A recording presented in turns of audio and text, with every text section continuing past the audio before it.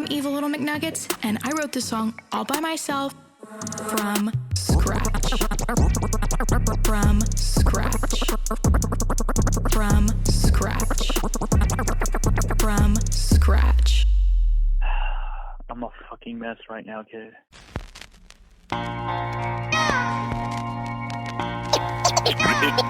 Is this song for me and you, or are you gonna put me some more stupid bullshit that I don't want to hear? This is Lord.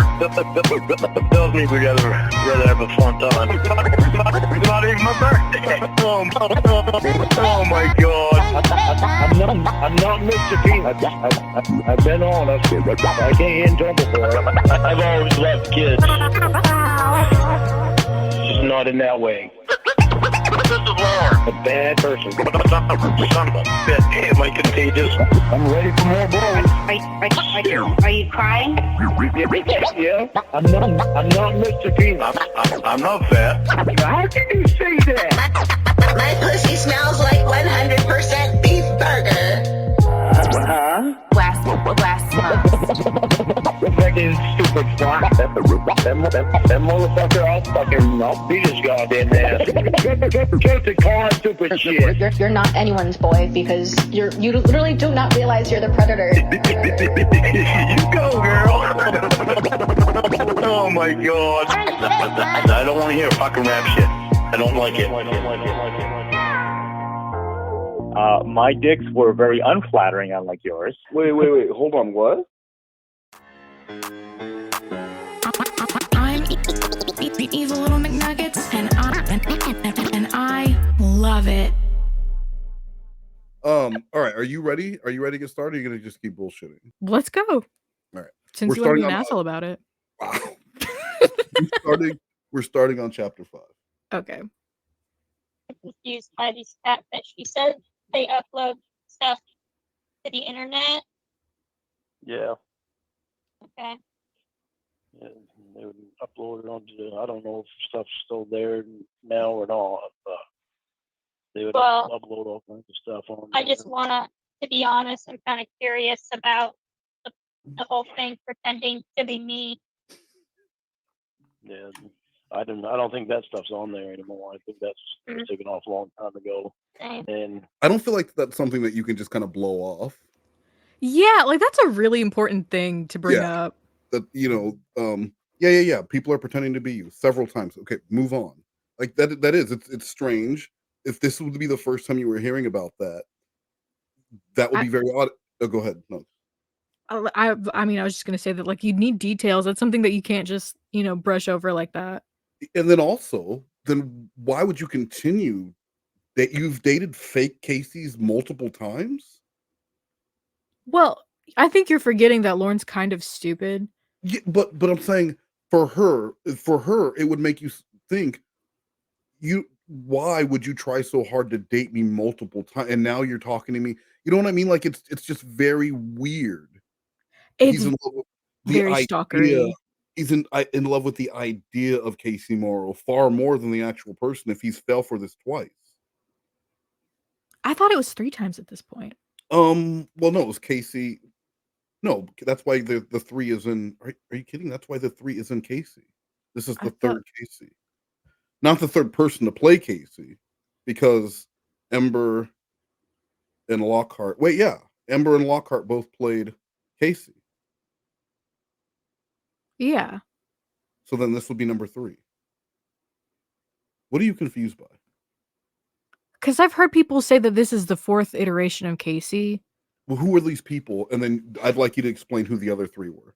Well, I'm assuming that people are counting the first Casey. That wasn't. He wasn't dating Casey though. He was dating Kayla. Casey played Kayla. So there were 2 fake Kaylas and 3 fake Caseys. This is too confusing. But again, this is Casey 3. This is case 3, and you would say, why have you continued to date people you thought were me? That is very odd. It means he doesn't give a shit about the actual person. He just wanted to be with the decoy from the Dateline episode. It just that and like if this were real, I mean, that's like an instant restraining order, because Yeah. how are you going to say, like, I've tried dating you this many times? Like, that's where I would draw the line. It's like, that's stalkery. That's not, yeah. It's like someone who you would expect to show up at a celebrity's door with a gun and try and do harm to them, and they had been catfished by Nigerians pretending to be them multiple times on the Yeah, computer. like the Bjork stalker kind of shit. Yes. Yeah, yes. It's just not normal. And he just says it like it's yeah, there's a community and yeah. And I'll tell you something that I think might be true. Okay. Is that if Winnie and Debbie are sisters, then they both were supposed to be getting checks. Now Debbie didn't pretend to be you; it was Winnie that pretended to be you. But from what I understood, they were supposed to be getting checks for like $9,000 a month from some I don't know what it was, some inheritance or something. So what? Well, that could all be made up. If that stuff is on there on YouTube still, then you can definitely file a lawsuit. What? I was wondering where he was going with that. Me too. And I mean, Casey doesn't know who Debbie or Winnie are, but he's just talking about it like he just expects her to be a part of the Church of God and know everything going on. But they're getting a combined 18 grand from an inheritance that has to be real. Why else would they say it? And to go after them, go sue them for what?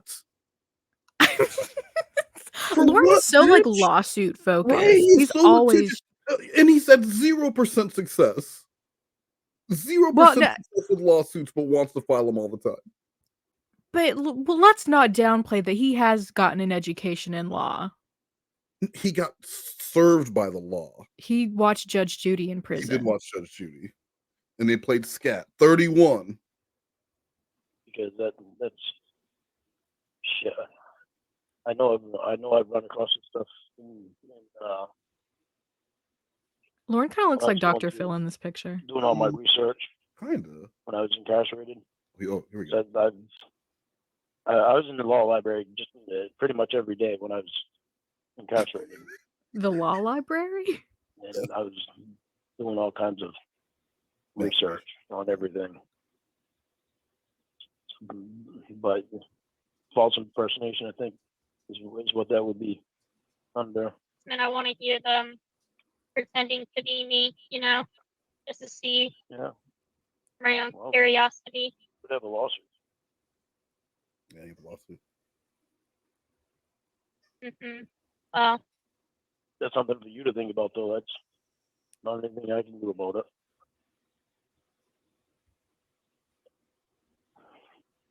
So you don't know where those calls are? Where the what is? Gone.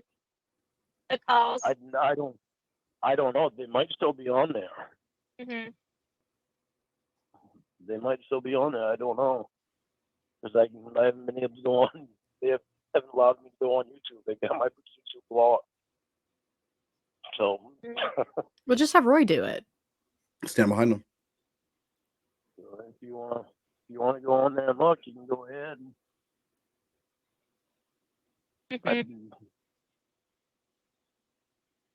It's up to you. Yeah. You would definitely have a lawsuit, though. I've had people even. We have a $10 yard sale every year on this road, and people have shown up here at the $10 yard sale just so they can get pictures of me. I had one guy stop by when we didn't even have a yard sale, but somewhere along the way he heard. I gotta tell you, nothing's gonna make a woman feel more comfortable and more willing to go to your home than to tell her about the random harassment you get at your house. I don't know why, but it's really funny the way he says that one guy came up here and there wasn't even a yard sale. It wasn't even a yard sale. It wasn't even the 10-mile yard sale. He just showed up to harass Lauren, and Lauren, of course, opened the door for him and was welcoming. Just wanted to talk. Why would you be telling her this at the same time trying to get her to move to Maine? Well, okay. I don't think Lorne is really. I don't know. I don't think he thinks about anything that he says before he says it. Well, I think he's so intent on playing the victim for sympathy that he's not looking at the other side of it. There's no Right, like, forethought at all. yeah, you're playing the victim. You want her to feel bad for you because of all these online bullies, without thinking about the reason why the online bullies are there in the first place, which is you try to have sex with the person in universe that you're speaking to on the phone. She was there. She knows why these people are fucking with you, but then to just make it sound like you have a very unsafe life with random people showing up there. Some of those people, maybe one of the people that show up there isn't going to be a Church of God member who's there for LOLs. It'll be somewhere who wants to do harm to you. And while Casey's there, He had that exact conversation with Winnie and didn't understand why she was pissed off that he wouldn't be there to protect her if she's yeah, there alone. Because yeah. there's crazy ass people that come to his house, but it's Lorne and he's a registered sex offender, so the cops aren't going to show up. Well, you can't have a weapon, No, can't do anything for so protection. you just have to be able to run out to and lock yourself in the shed. But that's not it. You know, the storage, the shipping container, the prostitute habitat. So you'd have to be able to see Habitat. potential prostitute habitat because she said no. But you have to be able to see it and get out there and get into it beforehand. But that's a scary experience for. I mean, possibility for anyone who really would be considering living with Lorne is that his address is not just readily available, but there's communities of people who can find him. Anyone can find Lorne. Yeah, he's very easy to find. He looks like he has a black eye in this picture, doesn't he? He does. Why does he look so sad? Well, he's. I think we just discussed several reasons why Lorne looks so sad. He has a sad existence. He has a very sad life. I know, but like, why would you want to immortalize that in a selfie? Because he wants you to look. Oh, my poor little baby. Look at my poor little sad old baby with the black eye. My shirtless old pedophile baby. He does look like an old baby. See when you say it like that? Your shirtless old pedophile baby who's bald with the weird mustache. It's like when Winnie would call him like a sexy pedophile. Yeah, you sexy pedophile. Stop calling me pedophile. That about me having a copier, which now I know that he heard it from Emma and them, because I told Emma that I used to go to an auction. I wound up getting two big industrial copiers, and I got them for like $3 each. And So you're like famous in your area? No, because not many people in my area know anything about it. Mm. People up here don't pay attention to it. Like in California and all the other states, they don't treat me like I'm any different than anybody else. People in Maine are fine with pedophiles. Yeah, they're good with it. But isn't this the same? I mean, I know we're on call 5, but he's going to describe the treatment that he gets at Walmart. And what do you mean they treat him? They treat him like a pedophile. They don't treat him nice there. I think his memory is very selective when it comes to this kind of stuff. Right, because that it is such a small town. Even if he never did the teacup thing, he still would be known for ripping off Betty. And he was already known for ripping people off before Betty. So maybe they don't treat him any differently because he's been the fucking pariah. That's why he left in the first place, is because I'm sure everyone didn't want shit to do with him, and everywhere he went, people were like, "Oh, there's that fucking liar, Lorne Armstrong." And he came back and none of it was different. So he's like, well, yeah, they don't treat me any different. They were always shitty to me. He came back as the lying pedophile, which is different. But yeah, they don't treat him any different because no one talks to him. I would feel bad for him if he wasn't Lorne.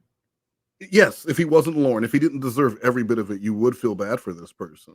But he deserves every bit of it and more. Trying to hire teenagers to work at his non-existent website, that's weird. It's because he had no business. He had no business that he needed help with. And if you asked him, okay, well, what will you need help with? He wouldn't be able to answer you because there was nothing. It's a non-inventory business. He didn't even know what he would need help for. Why is he trying to hire some teenage girl? That story was so gross.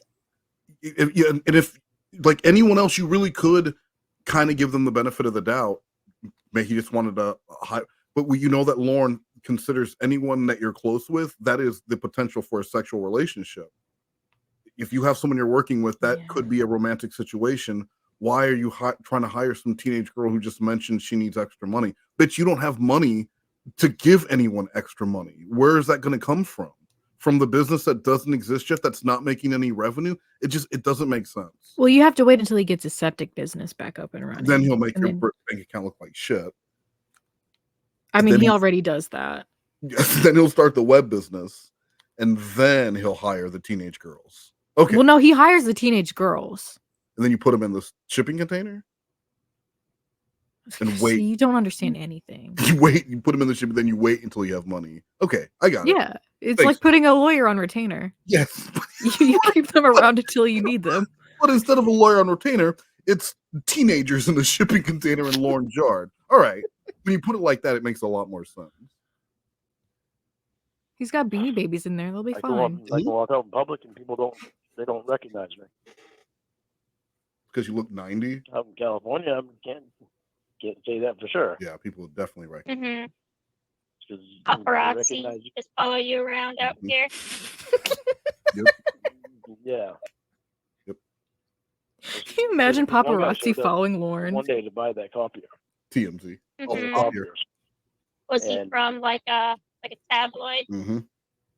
He had something to do with the Church of God. I know that. But he pretended like he had a business and had a business partner, and he pulled up and he asked me about the copier, and so I told him, I showed him the copier, and I said, "You want it?" And he said, "I get it really cheap, so if you want it, I'll sell it to you for $20." And he went through the whole thing of getting the copier out of my house and outside, and had his hatchback open on his van, and decided that he wouldn't be able to fit it in his van, so he pretended like he was texting his business partner, when actually what he was doing was taking a picture of me. And he took and put that on. Then he took and put that on YouTube. Wow. You know, it's on YouTube. It was. I don't think it is. Now, Emma said that she had it removed.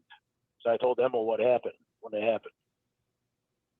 And Emma said she looked for it on YouTube and she found it, and she said that she had it removed. So, and I've never been able to verify whether it's removed or not. But I mean, who cares, right? Just a picture. Huh? But it's just a picture, so who cares, right? Yeah, it's just a picture. As far as I know, it's just a picture. That's what Emma told me. So he just uploaded a picture to YouTube? Yeah, that doesn't make any sense. How does that work? So you go to his YouTube channel and he just uploaded a picture and you can look at it. There's no sound. There's nothing like underneath it.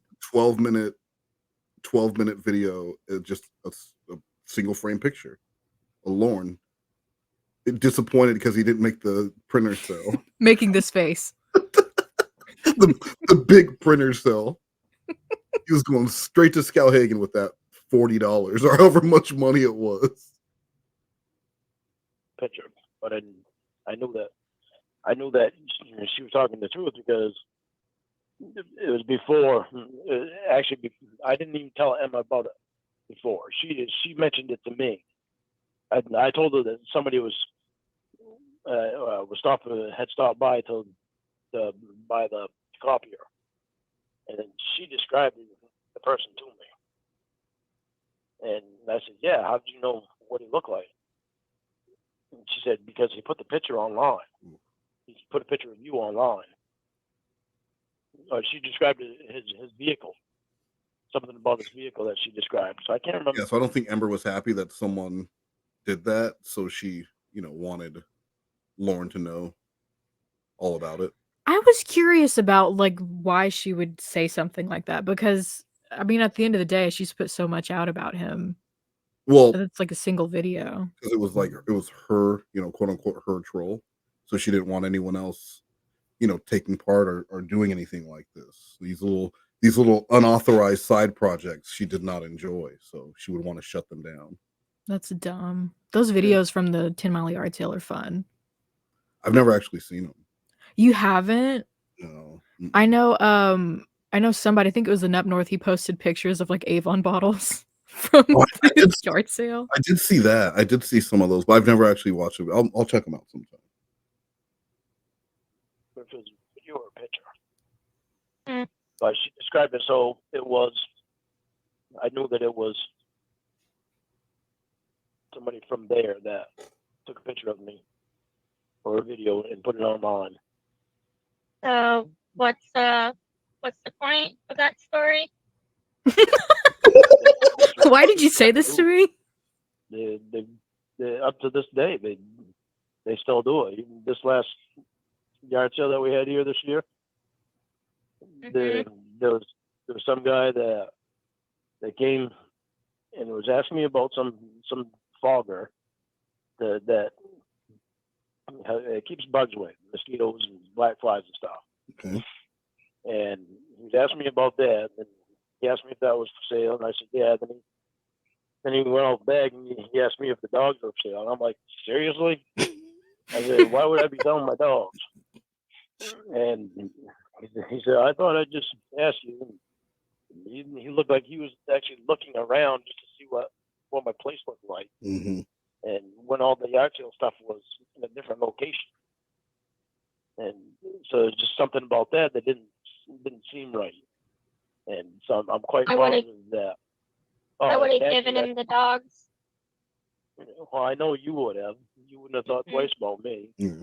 You wouldn't have thought twice about how I care about the dogs. You don't care. No, I would have just opened the gate, let him run away. Yeah, thanks.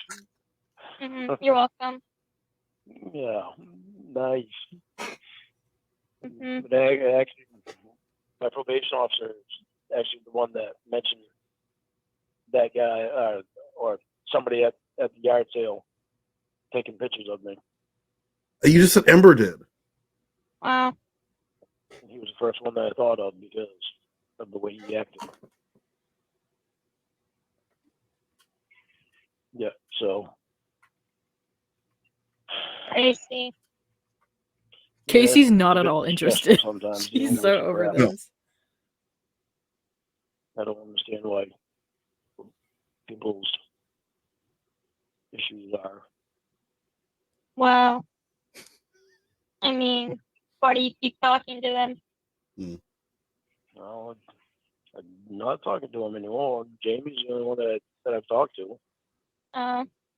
Then she texted me today, and I didn't text her back. It just seems like if you really wanted to stop, you could easily just stop it by not talking to anyone. Oh, yeah, I know. That's all he's got to stop say. talking to you too. Oh. Mm-hmm. I don't want to stop talking to you. Yeah. Well, I mean, like the people who were catfishing you. I mean, like, how long did that last? Well, it lasted 3 years. 3 years. And Jamie's when I was with Jamie, that's when it stopped. But Oh, really? when it comes to the yard sale, It didn't keep I can't going? do anything about them because it's a public event. So, but like, you don't have anyone there to talk to? Right here? Yeah. Oh yeah, I talk to mom all the time. I talk to my neighbors. What neighbors? Talk to Roy. Mom, Roy, and the neighbors. Only 2 of those are real. Only 2 of those are real. And we've heard how his mom talks to him. Yeah. Oh well, she didn't say, "Does anyone talk to you kindly?" That's Does anyone true. talk to you? See, And that's maybe technicality. when he drives by, the neighbors yell, "Fuck you, pedo!" And then he says, "Good on you." And that then he smiles to himself because somebody spoke to him. yeah, and then he's like, "I got them back with that good in you." Lauren is one of those people that like he just won't shut up to service workers. Yeah, and he thinks he's being like funny and charming, but really they just want him gone. And he's holding up the line. It'll Yeah. be like a rush.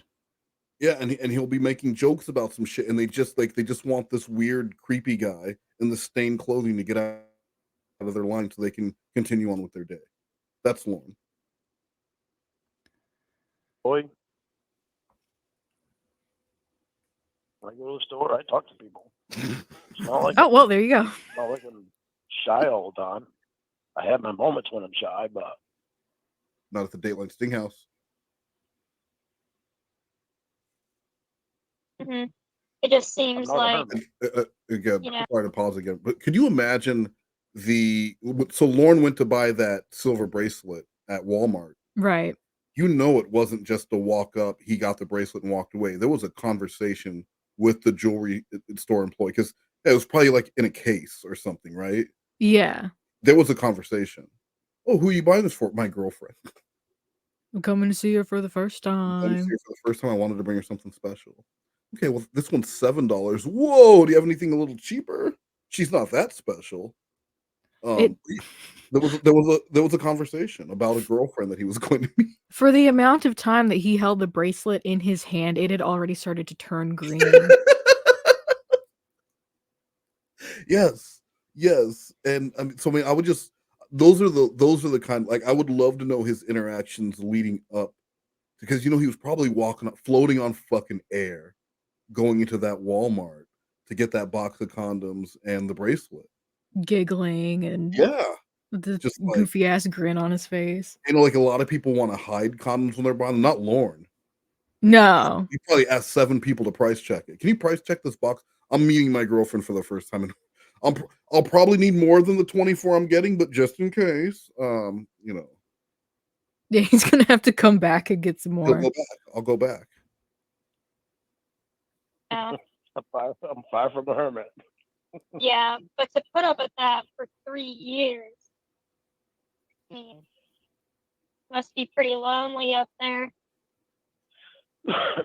well, and also at the time I was also actually going over and spending a lot of time with Tony too. Oh, okay. My best friend Tony and his girlfriend and her daughter and her boyfriend. Tony and Wendy never and all married? the friends that I had that would go over Tony's. He said Tony and Wendy and her daughter and her boyfriend. Oh, okay. So Wendy's boyfriend, but I don't remember Wendy's boyfriend hanging out, and it didn't sound like they wanted. I was wondering if maybe the reason why they didn't want Lauren pissing in their bathroom is because the daughter lived there, and like Oh, they yeah. didn't want Lauren taking his dink out in a place where their daughter is. I figured it was just because he gets so drunk and you know that he can't aim with his crooked dink. So he's like split splashing all over the place. Yeah, he's just pissing everywhere. And he was like, and she's like, Lauren can't come over anymore, and if he does, he needs to piss outside. He's like, you think Lauren's gonna piss outside? She's like, absolutely. He's a stupid, ugly pedophile. He'll piss where you tell him to. And he did. And he did. He did. He could have at least brought like a little bottle for himself to piss in, like right out the door. But they probably had like a little patch he had to walk out to piss. Yeah, where all the grass is dead. Lauren's piss patch, and that's where he would go. That's where he would go to do his business. What if he had to poop? I mean, that's his spot. He just digs a little hole. He digs a little latrine. Yeah. So he can take a dookie, then he goes back in and finishes his beer. He With can't his- wash his hands though, because the bathroom sink is in the bathroom. With his little paws like a dog. You look out the door and Lauren's ass naked digging a hole to take the dookie in. He kicks the dirt back over it with his diabetic foot. The grilled cheese foot? Yeah. Okay. That's gotta be like diabetes that's gone untreated. Because that's where the whole party place was. Yeah, the party place. And I've been friends with Tony for years. And Tony was one that I drank with. Tony wound up dying like 2 years ago now. Yeah, and you like fought him, and he was wheelchair one that I bound. spent- Just like the contrast, he is talking to this young, vibrant business owner with this Hollywood career who's like, you know, she's doing yoga, she's surfing. He's like, well, we drank with my friend, he died 2 years ago. It's just the most sad sack, depressing fucking story. If anything, he should be begging to come out to her. How do I fucking steal away your sunshine? But instead he's like, hey, come share in my misery with me where my friend is dead. The only person who would tolerate me is dead. I don't have a roof over my trailer anymore. Yeah. I was turned down from an alleged prostitute to live in my shipping container, but I would love if you would come and live with me. But we can't go to Walmart together. I'm cheating on my robot girlfriend with you. Yeah. What do you think of that, baby? Jeez, just the whole sympathy thing. You know, this the shit that works with his mom at one point, and she doesn't seem to give a shit anymore. But it worked for him at one time, so he's like still trying this. But it's pathetic. Do people's sympathy date? Because I feel like that's not really a thing. In TV shows and movies, yes. Yeah, but like in real life, who wants to do that? Who wants to like go out with somebody out of pity? Whoever took you to prom. But other than that, like adults, I didn't get a prom, so exactly. they couldn't pity ask me. Because the blacks. No, I won't. What was it? It was COVID. It was COVID? Yeah, I graduated 2020. Aw, that's adorable. So you didn't get a prom? No. So you didn't get a chance to disappoint anyone or have anyone disappoint you? Well, other than I did go to homecoming with my cousin. Who was your first choice for a date, right? I will never tell. Score. Andy, you want to take me out? You want to take me home? A lot of time with them. Okay. So it's like I didn't really pay much attention to anybody else because, you know, and I also had a lot that I was going through in my head because of everything that was going on at the time that this thing happened, right before this thing happened. With me, because I was naive to people in my family, and I got used really bad for money because I made a lot of money. And I can't believe he's idolized still people using the story. in my family that they want to abuse me and screw me up some. And Tony, he even used me really bad too. Yeah, the pressure. Tell her the pressure washer. I thought highly of Tony. And the beer. The whole time that I went down to Nashville, I was really messed up anyway. I was drinking a lot. And then this thing happened. Then he became a pedophile because of it. Then going to prison, that's some place I'd never ever thought I'd ever be. Moves on me. It's funny he didn't think he'd ever end up in prison since he had a long established career of preying on children. It just shows that he. Go ahead. Well, he only had that OUI. The OUI. Well, he only got caught for the OUI, but he had successfully been grooming children for years, and it was either so confident or so stupid he never thought he would be caught or punished for it. Because a lot of the people who got caught on Dateline were very aware of what they were doing and what the punishment was for it. Lauren never brought it up. He was more concerned with this being another catfish than any kind of, you know, like some of the other predators would say, how do I know you're not the police? If they would have saw that those pictures didn't match, they wouldn't have said, hey, little girl, which little girl are you actually in this picture? They would have thought this is a setup, right? Like this, oh, hold on, this doesn't match. This is fucked up. Not Lauren, though. Well, Lauren was just simply too smart. He saw past all the games. Yeah. He's like, listen, little girl, you don't have to pretend to be a different little girl. I love little girls. Like seriously, Lauren. All right, so we're on before we start, I did find this, and I thought you'd want to see this. Oh no. If you gain weight from too much chow, I will never call you a cow. I respect you and cows. Don't use cow as an insult. If you eat every single fig, I will never call you a pig. I respect you and pigs. Don't use pig as an insult. Animals are innocent. Don't be speciesist. Never use the name of an animal as an insult for a human. Animals are innocent. Don't be speciesist. Never use the name of an animal as an insult for a human. If you avoid thoughts that are deep, I will never call you a sheep. I respect you and sheep. Don't use sheep as an insult. That's a classic. Do you like that?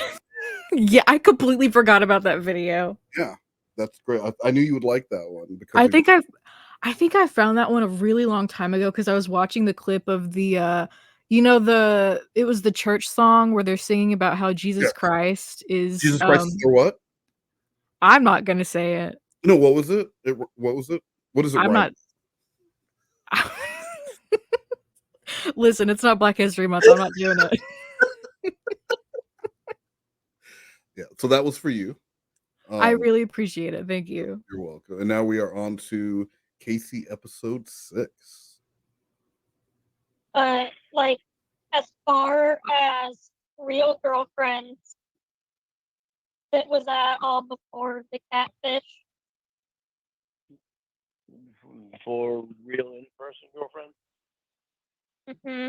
Like, when was your last real girlfriend? Because obviously, you know, all those women were just playing a game, so they weren't really your girlfriend. So, like, when was your last girlfriend? Well, he would need a first one in order last to have a last one. girlfriend before I went to Nashville. Oh, Our last real in-person girlfriend was before I went to Nashville. Was that Paula? oh, wow. What was that like? Yeah. Oh, in a while then, huh? Yeah, that wasn't even a good relationship. It was a short relationship. It wasn't a good one. And So how long before that was your girlfriend? Like, how long before Nashville? she was probably, probably 6 months before Nashville. No. And then, there was about 3 years there where I have one night stands with my friends, with my Wait. friends that were in my hang around group, which included In his hang around Right, group? yeah, Is that what he said? Yeah, he's gonna, the party group. There was like I'm gonna call my friends the hang around group. hang around group. They would show up at Tony's. Someone would have a case of Taco Bell tacos that they got from Skowhegan Taco Bell. Someone else would have a pony keg, and they would get lifted, and then skirts would get lifted, and toes would get gently inserted. Not with the grilled cheese foot, though. That's gross. No, just another foot fungus. Yes, a different foot fungus on a different foot. Oh God! Do you think Lauren ever tried to steal his like brother's girlfriends? Come on now, Lauren does. You saw how he was. We've seen Lauren interact with a real female one time, and that was Casey at the Sting House, and he was so subservient to her. Yeah, but that doesn't mean that he wouldn't like try to sneak in a weird like comment every now and then. Never, because he's a coward, and he would be afraid of being shot down, but also he'd be afraid of getting beat up by his family member for trying to do that. He would definitely stare and make a girl feel uncomfortable, but he's not going to hit on her. Yeah, Roy would beat his ass. Yeah, any one of them would beat his ass, and Mama Gwen would be disappointed in him. That would make him cry and run out of the house and go hide in the forest. So Again. no, again, I don't think he would do that. I don't know. I could see him saying like just a little comment here and there. I just don't think he has the confidence. I don't think he has the confidence to do that. Well, good thing you're wrong. Okay, yeah, I'm the one from Arkansas, so. See, you're wrong again. Yeah, but my house. So, Some karaoke bars that I go to. And I'd have some one night stands then, and You did not. then, Yeah. I don't know anything. I don't like one night stands. yeah, I don't either anymore. Back then, I had a different mindset. I was bought a party because I was just hanging around the wrong people. We've seen Lorne dance. He does not party. See, I came back to Maine from Washington State in 2002. I think it was 2002, or maybe it was in 2001. I came back to Maine. Before that, when I was at Washington State, it was when I came back to Maine when I started drinking more again. Because when I was in Washington State, I was there for 3.5 years. Those 3.5 years, I probably had a six-pack the whole time. Bullshit. Will later explain that he was hanging out at the bar with Paula every fucking day. Every And goddamn harassing day. her. And harassing her while she was working and probably flirting with the men's for additional tips, which as you do, right? And Right. Goddamn well he was not sitting there nursing a Diet Coca-Cola. He was drinking burrs. Why'd you say it like that? Did you turn into Sloth Cat for a second? If we want to drink burr, let the man drink burr. I agree. Me and Sloth Cat are gonna start our own thing. You guys should. Yes, please do. Yeah, I agree. And I didn't go out because I had my nieces and nephews like 80% of the time. My sister-in-law had depression really bad, and so they spent a lot of time with me. And my brother, their father, my brother, was actually back here because him and his wife had gotten a divorce. So he came back here to Maine. So it was like I was out there. So the husband and wife get a divorce. He goes back to Maine, and Lorne stays there as Uncle Daddy. Yeah, I'm confused. Because I don't know if I heard that part before. So Lorne was there as the male Armstrong representative and also watching those kids over those kids. And then 5 years later, because he said 2002, he goes back. So then now I want to know, why did he leave Washington State? Because he was there. He said he had the kids 75-85% of the time. And the mom is like so mentally deficient, Lorne is taking care of them. And then Lorne ends up back in Maine. That's and scary. When he's talking to Casey or talking to Kayla, he tells her he thinks something is wrong with Messenger because he messages one of his nieces and she immediately logs off of MySpace. That's a really scary thing to think about. I never knew that. He was there alone with those kids. I knew he was alone with the kids. He was like watching them, but I didn't know that his brother wasn't there at all. So I wonder if that's, God, I mean, you'd have to feel so fucking guilty after you find out about what Lorne did on Dateline and knowing that you left him to solely watch over your kids for any length of time. Well, doesn't Paul not talk to him anymore? I don't know which one of them doesn't talk to him. Was it Paul or Richard? I don't know which one of them. Well, I'm pretty sure Paul is the dad of the nieces. What is it? Yeah, I know one of them doesn't. Is it Paul that doesn't talk to him anymore? Someone will know. Yeah, I want to say it's Paul, which would make sense. Yeah, it would. When I was with them, for 2 years, I had them about 80% of the time, so my concentration was all on those 3 kids. Well, 2 of them. Nothing else. The female ones. So I didn't Yeah, go out because you that only all have 3 the time. kids. Yeah. And, the 6-pack of beer that I drank was the one I bought at the store and brought back to the house, and it took me like a month to drink it. So, how did your last relationship end? Your real ones? It ended with, her name was Brandy, and it ended with her and her 2 sisters. Are you like, wait, I can't hear you. He moves You're away very from the phone quiet. when he's lying. How about now? Can you hear me now? Yeah, I can hear you. Okay, I had to move my headset. Her name was Brandy, and the way that ended was her and her two sisters came over to my house, and they packed up her clothes, and I asked her what was going on, and she said, "We're done. I'm leaving." And I was like, "Huh." I was like, Why? "All right," because they were on drugs. So I just let her do it. I didn't fight her about it. I just let her pack her stuff up and go. Because all three, I could tell even right then that when they were doing it, they were all doing drugs. By the way they acted.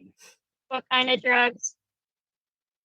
Oh God, they did heroin and cocaine and anything they could get their hands on to. Cocaine? Wow. Yeah. How long did you date her for? Her, I think it was about a month that I dated Meth her. is cheaper. Which I'm surprised it lasted that long. Here's my issue with this story. So he dated Brandy for 1 month, and she was living with him. And her family had to come and move her out of his trailer, probably when he was at work. I don't believe his story. That to me sounds a lot like the Samantha maybe Hooker story, where maybe she was strong. He found someone who needed a place to live and was like, was having a hard time, and he offered her a place to stay, like kind of a, you stay with me and maybe we are in a relationship. That's what I was thinking, especially if she's like strung out. Yeah. And she needed a place to stay and was really desperate. And then she had to sneak out because he was just so fucking creepy. Really possessive. And probably also preachy and everything else. You don't need that shit while drinking 12 beers. Well, that and I mean just his general like creeping. Yeah, for sure. But I mean, he would have definitely, you talk about Lorne hitting on. I don't think Lorne would hit on a brother's girlfriend, but he would definitely hit on someone who he felt like had nowhere else to go, because that was his entire attitude with that Samantha lady was, she's fucking living in her truck and she thinks that's better than living here. That should tell him something. Yes, but all it tells him is that she's on drugs. She's definitely on drugs if she doesn't want to live here. Yeah, that's not like really a relationship then. I mean, like, when was your last like real girlfriend? My last real girlfriend. Like actual relationship.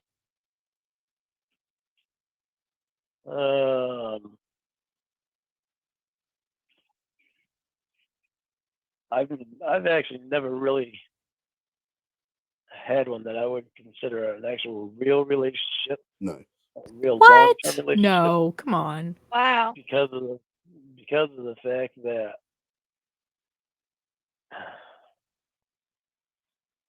there was one that I thought I was in, that I actually fell in love with her, and it took me a long, long time to get over her. And she's actually the real reason why I never had a long-term relationship. Is this Paula? So you dated her, and what happened? I didn't even date her. Well, I did in a way, but we didn't in a way. She had just gotten out of she just her engagement to another guy had just ended. And she was, when I met her, she was still living with him because that was the first time I was out in Washington State. And which that was for 3.5 years. First time I was out there too. But she was in Alaska. She lived in Alaska, and she met her fiance up there, and he was in the Army, and he got transferred down to Washington State, and she moved down here with him, and then they wound up breaking up, and she got a job at the karaoke bar that I used to go to as a waitress, and that's where I met her. Oh. And so she explained everything to me about her being engaged to him and them just breaking up. And so I I took things really slow with her, so that way you'd give her time to get over him. By really slow, he means that he though stared at her she across would the make bar and slowly made his way closer to the bar area over like weeks. Yeah.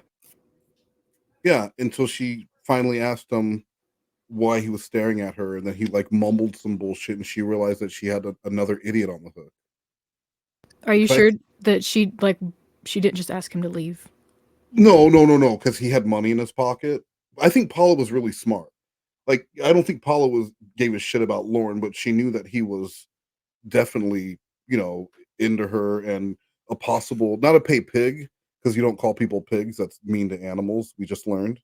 Yeah, don't be speciesist, Yeah, Wes. don't be speciesist. But he was someone who, if she needed a ride, she knew that she can get something. There were probably a lot of guys like that around, especially like these small local bars. You go to one of those small local bars somewhere where there's regulars and you have a decent looking server, they're going to have guys there who are willing to do whatever. And she knew Lauren That's was one of true. these guys. But he moves was on really me, creepy. I wouldn't respond like she wanted me to. Why? Because I knew that she still had to be in love with him, and I didn't want to be her rebound thing. I wanted it to be something real and good with her. Well, Okay. I waited too long. Because How long apparently did you wait? I waited 6 months. But her and I would do everything together. We'd go out and do everything together. And we'd go hiking, we'd go to the karaoke bar together, we'd go to my brother's house and have cookouts there, and we did everything together. She was just your friend. And by that he means he followed her Yeah, everywhere. it's my friend, even though We went shopping together and he's just leering behind her at the grocery store. But apparently I waited too long. Oh, Because yeah, what does that mean? That doesn't even make sense. no, I waited too long before to make a move on her, because some other guy from the karaoke bar asked her out, and she went out with him, Oh, and that wound up so messed up. It hurt me pretty bad. I was in love with her, and I knew I was in love with her. but she didn't love you. Well, she loved me, but I didn't make a move on her, and she wanted more than what I was giving her at the time. Well, then why Guy didn't asking her you? out If you loved her and she loved you.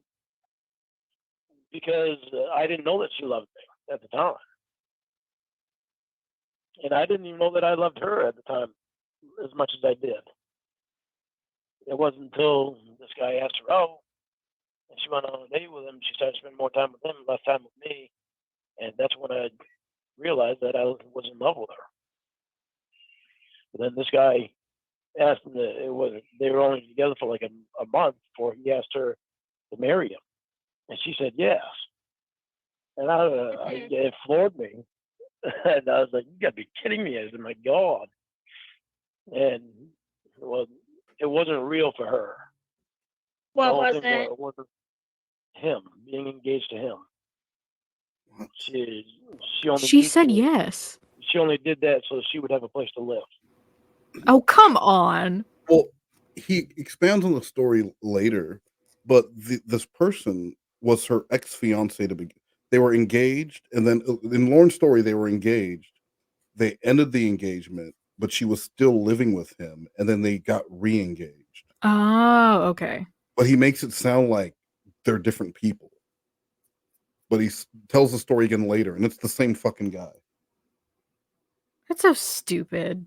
Yeah, if anything, if the story was true, then it would mean Lauren was like a rebound revenge fuck that she did to get at her fiance, boyfriend, whatever. But it didn't happen. But like in the story, he tells the guy that she's living with, this mystery guy, it is her ex-fiance. I don't get why he lies so much about this kind of shit. And like how inconsistent he is with it. Yeah, especially when you know that so many of your calls have been recorded, you would just assume that they all have. and so you need to just tell the truth. Yeah, like how many Brandys have we heard of at this point? Yes, so fucking many. He knows 8 names, and they get reused all the time. But this story, even again with trying to get sympathy, it just makes you look pitiful.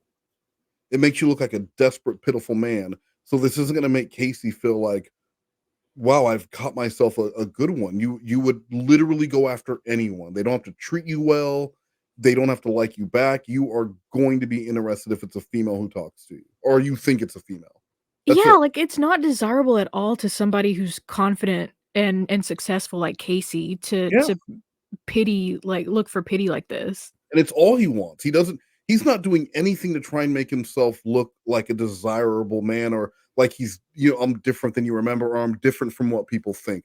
You're going to read a lot of shit about me online, Casey, but let me show you who I really am. I'm a very pitiful, lonely man. And I'm worse than they portray me to be. I'm worse than you can imagine. Now, when can you get that sexy ass out here to Maine? Trot your ass up here. Trot your ass out here. Trailer in Washington State. Wow, And he sounds like an asshole. yeah. How do you know that is why they live together? Well, because she came over and slept with me one night. She had him drop her off at my apartment, and and I didn't make any moves on her. She went and lay down on my bed. Well, she stayed there, and we stayed in the living room and talked for a little bit, and then she went and lay down, on my bed, and I went and laid on my bed next to her. And I didn't make a move on her. She made the move on me. But she was engaged. Do you think that there's any truth to this story, like that Paula might have been at his place and fell asleep on his bed? No. Okay. No, none of this happened. None of this happened where and then she's calling her fiance to come and pick her up. This story never happened. Maybe he gave her a ride home. I believe something happened where Lauren got his feelings hurt and then took a bunch of Flintstone vitamins or whatever he did. And I'm sure he let her know he was doing it too. 3 Tylenol and a melatonin. Yeah, and he messaged her, "I'm going to kill myself." There was some big dramatic thing that he did. But no, there was not. They didn't have half a sex like he alleges. That never happened. It was just Lauren getting his feelings hurt and her saying, "You know what? I'm gonna leave." Maybe Lauren was supposed to give her a ride home, and he made her so uncomfortable that she called her fiance to come get her. Yeah, like that's what I mean. Like maybe she did happen to be at his place, or maybe this happened to I think wasn't Lauren's brother also with him? Well, we learned In Lauren's brother Washington? wasn't even there. He said his brother had moved back to Maine because of the divorce. I thought he had another brother out there with him in Washington. I thought it was just the one brother that he was staying with. The one brother that we just found out. Are you still on the same call as me? What's going on here? I am, but Lauren tells so many different versions of the story that it's confusing me. Well, we're following along chronologically, so maybe we'll be able to follow it a little bit better. Well, I didn't pass.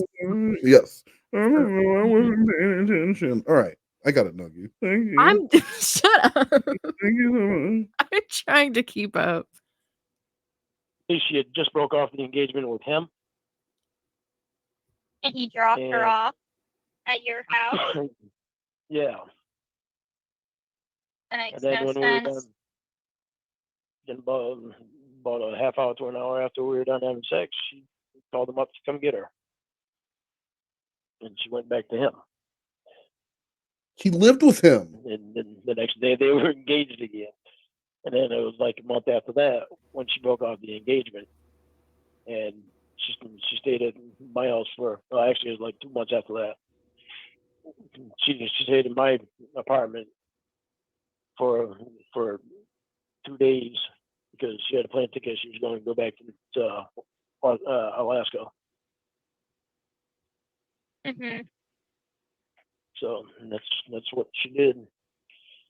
And it was a year later she came back, and I was still in love with her, and I was I had told my friend about it, that I was working for him doing carpentry.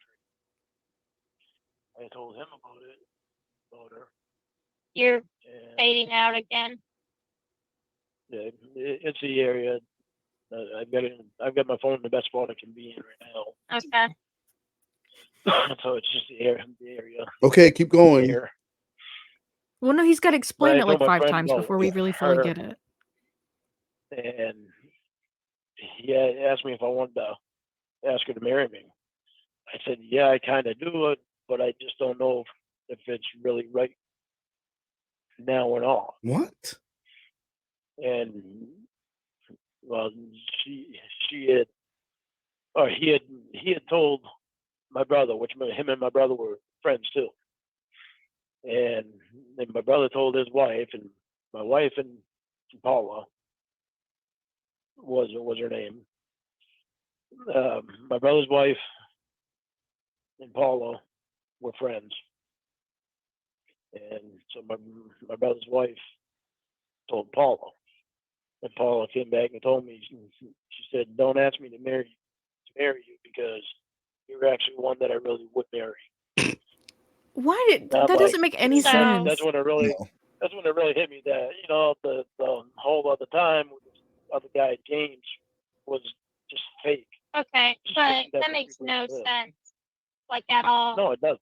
Why wouldn't I you know. then propose to her if she wanted to marry you and you wanted to marry her?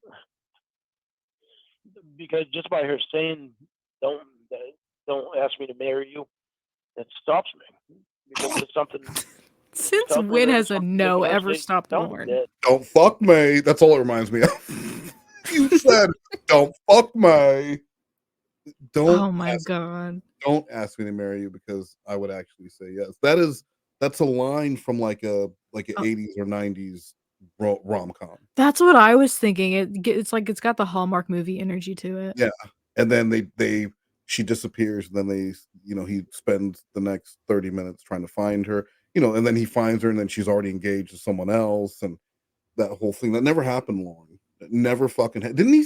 I swear he said that about someone else, but it was said to his sister, not his sister-in-law, but his actual sister. He proposed to his sister, and she said, "Don't ask me because I'll say yes." He proposed after his brother-in-law sat him on his knee and taught him what sex was, and Lauren was like, "That means I have sex with my sister." She's like, "No, Lauren, you need to find your own wife. She's mine." Because Lauren was just a wee. Lauren didn't have a dad for like 3 months. And Right. it really fucked him up. It really fucked him up. Those 3 months without Dale before Dale stepped in and built a fucking house for us. You understand how hard Lauren had it for those 3 months. Dale wasn't even gone for 3 months. He was just like out working, and so he didn't get home until Lauren was in bed. No, that was the gap in between Lauren's dad being gone and then Dale showing up, because it was like a really short period of time that Lauren didn't actually have that male figure in his home. But and he had 3 brothers. He did have, yeah, but there was only one porn magazine, so It's my turn. one of the brothers would be locked away, and then he only had 2 brothers until the magazine was used. the one porn mag. You can't see it, Don't but ask I'm me to marry frowning. I hope so. Why would Just she like, all say right, that? I don't know. The only So thing I could she figure- wanted to marry you, Yes. and you wanted to marry her, Yeah, but she said, "Don't ask me." yeah. That's what stopped me from asking her. That doesn't make any sense at all. It doesn't make any sense to me. Because It never did. if she wanted to marry you, and she wanted to say yes, why would she tell you not to ask? Yeah. Yes, none of it. Was none of she that like made letting you down gently? sense. Maybe. Like maybe she didn't like you, and she was just like saying that to not hurt your feelings? Maybe. I don't. Probably There's what it nothing that I was. won't cross That off. doesn't make any sense at all. It doesn't make any sense to me either. I stopped trying to make sense out of it a long time ago. Doesn't Yeah. make any sense. Yeah, I'm gonna guess she probably didn't like you and didn't want to marry you. Well, Otherwise, she would have, if she knew that you liked her or loved her. You know, Then that, that's so maybe it was big, like just letting you down gently. You know what I mean? yeah. Like, It oh, might I have don't want to might have hurt been his the case, feelings, so I'm gonna yeah, say I want to marry you, but please don't ask.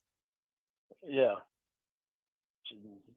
It doesn't make any sense to me. No, That could have it been her way doesn't. of letting me down. You might be right. That could have been her way of letting me down easy.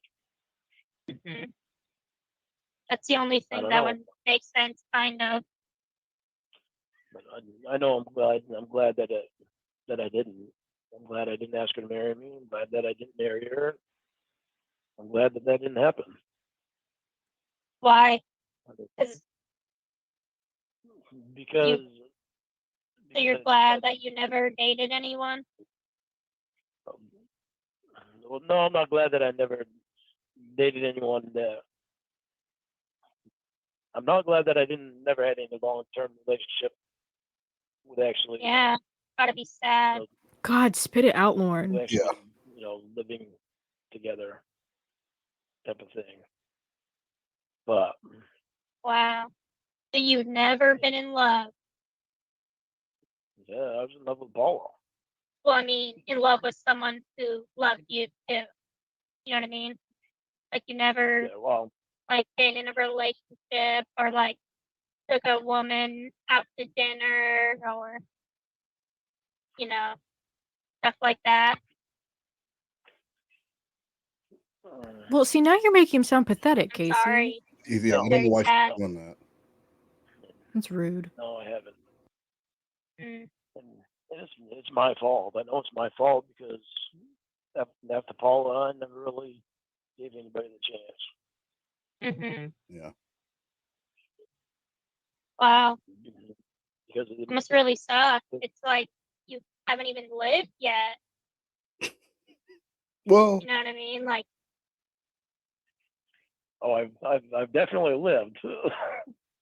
yeah, I but not definitely In like, prison for lived. 5 It's years. just not something 5 years. that I ever pictured my future would have been. What do you mean? right?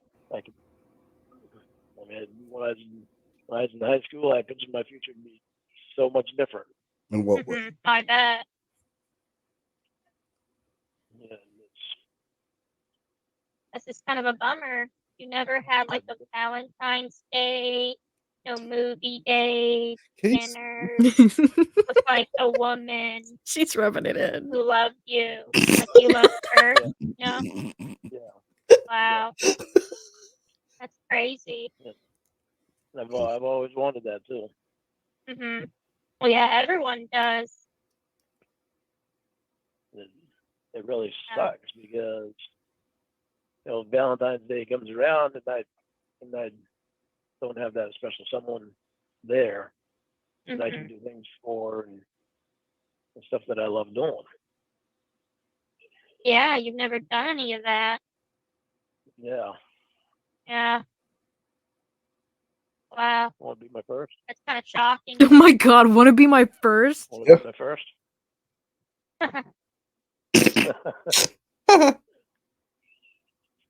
He's with Jamie. Oh, life's taking some funny turns. Mm-hmm. Mhm. Yeah, I just could never imagine. Just like,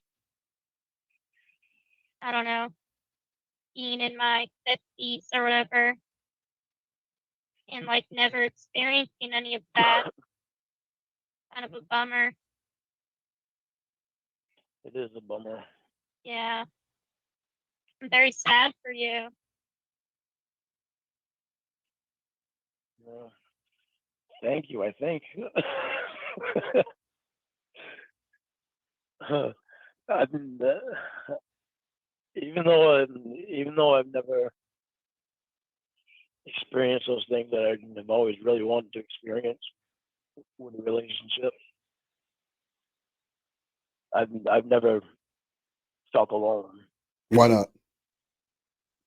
Well, yeah, I guess you had those catfish, right? Casey. God damn. No, I think it's family. Oh. I know, but you're not like dating your family. Unless No, you I'm not are. I dating don't my know what family. people in Maine do. Yeah, that's true. No, that's too funny. No, I don't date my family. That's the one huge no. He learned that lesson a long time ago. Yeah, but you've never like made love to a woman. It's true. I can't say that I have. Wow. Because he's a virgin. Well, actually, I can't say that because that one time with Paula, I was in love with her. Right. But like two people in love with each other, like, you know, you've kind of been like romantically alone your entire life. Yeah. Yep. Jeez, you're gonna make me sad. I know, you're making You're me not sad yet? I can never imagine going She through that. said, "You're making me sorry. sad just discussing your life," and Lauren's going to continue talking to her. That should not be the reaction you want to get out of this person you're trying to woo. Your life makes me sad. Well, I mean, that's his MO, though. It is, but like, what has it gotten him? Other than catfish. Yeah. Nothing else. Years of being catfished. Jeez. He's gonna end up on one of those like documentaries that talks about catfish, and they like try to figure out who it is, and it's like some scammer from Nigeria. You think so? Yeah, there's this one YouTube channel that does like documentaries about people that have been catfished. Channel. Yeah. Yeah. Yeah. I don't think Lauren will end up on that though, because no one normally like you're supposed to feel bad kind of for those people. Like with Lauren, you want more catfish. How do I get more Nigerians contacting Lauren? That's what I want to know. Well, first he's got to make those 100 websites. Well, yeah. Well, 99 websites because he fucked one up. Oh, that's true. My bad. That would have been the one that was going to make all the money too. Well, he did get that scammed that one time, and he sent like poems. Yeah, exactly. That's what I'm saying. How do we get more Nigerian? More Nigerians need to be figuring out a way to get a hold of Lauren. They're just not Maybe trying. we need to find the Nigerians. We bring the Nigerians to Lauren? I didn't think about Yeah. that. See, you're not thinking outside the box. No, yeah, you're right. Sorry, I Don't don't be sorry to me. I've been in love.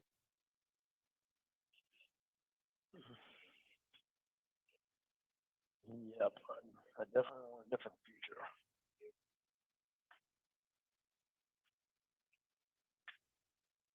I want a future with somebody that gives a shit and that's honest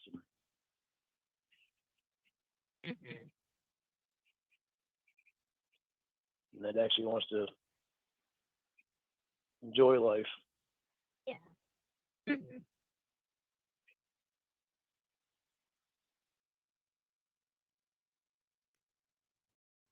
So what happened with Bryce? We're on call 7. This one's 13 minutes. Did you want to wrap up after this one, or could you do one more? Yeah, we can do this one. I said after this one. Oh, my bad. Yeah, we can do another one after this. Well, let me see how long the next one is. It's 23 minutes after this one. I'm down if you are. All right, yeah, we'll see how you feel after this one. It is pretty late there, like 8:30. It's past my bedtime. Yes. Well, the picture that I sent you with me in bed with no shirt on. Ew. You wanted to discuss that.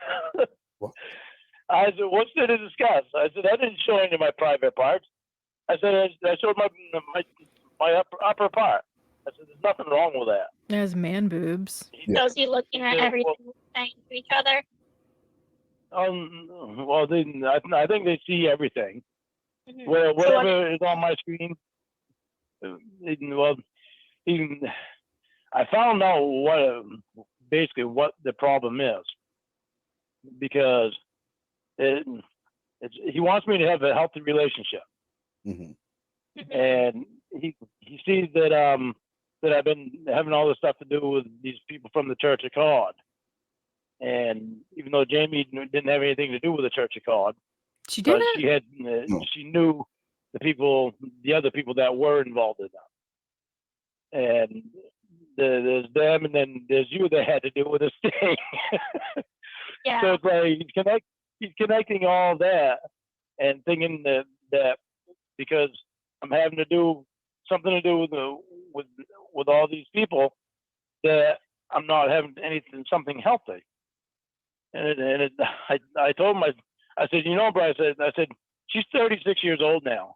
I said she's not playing. I said, I can't blame her for what I did wrong. And I said, I can't. Well, then I told him about Chris Hansen, about Chris emailing me. I told him, I said, I asked, I told Chris that if he talked to Casey, and then to give her my emails so that I can apologize to her. And did that happen? He said, did what happen? He said, did Lauren email Chris Hansen and tell him to say sorry to Casey? Well, Chris emailed him. Yeah. Yeah. And that happened. Oh, okay.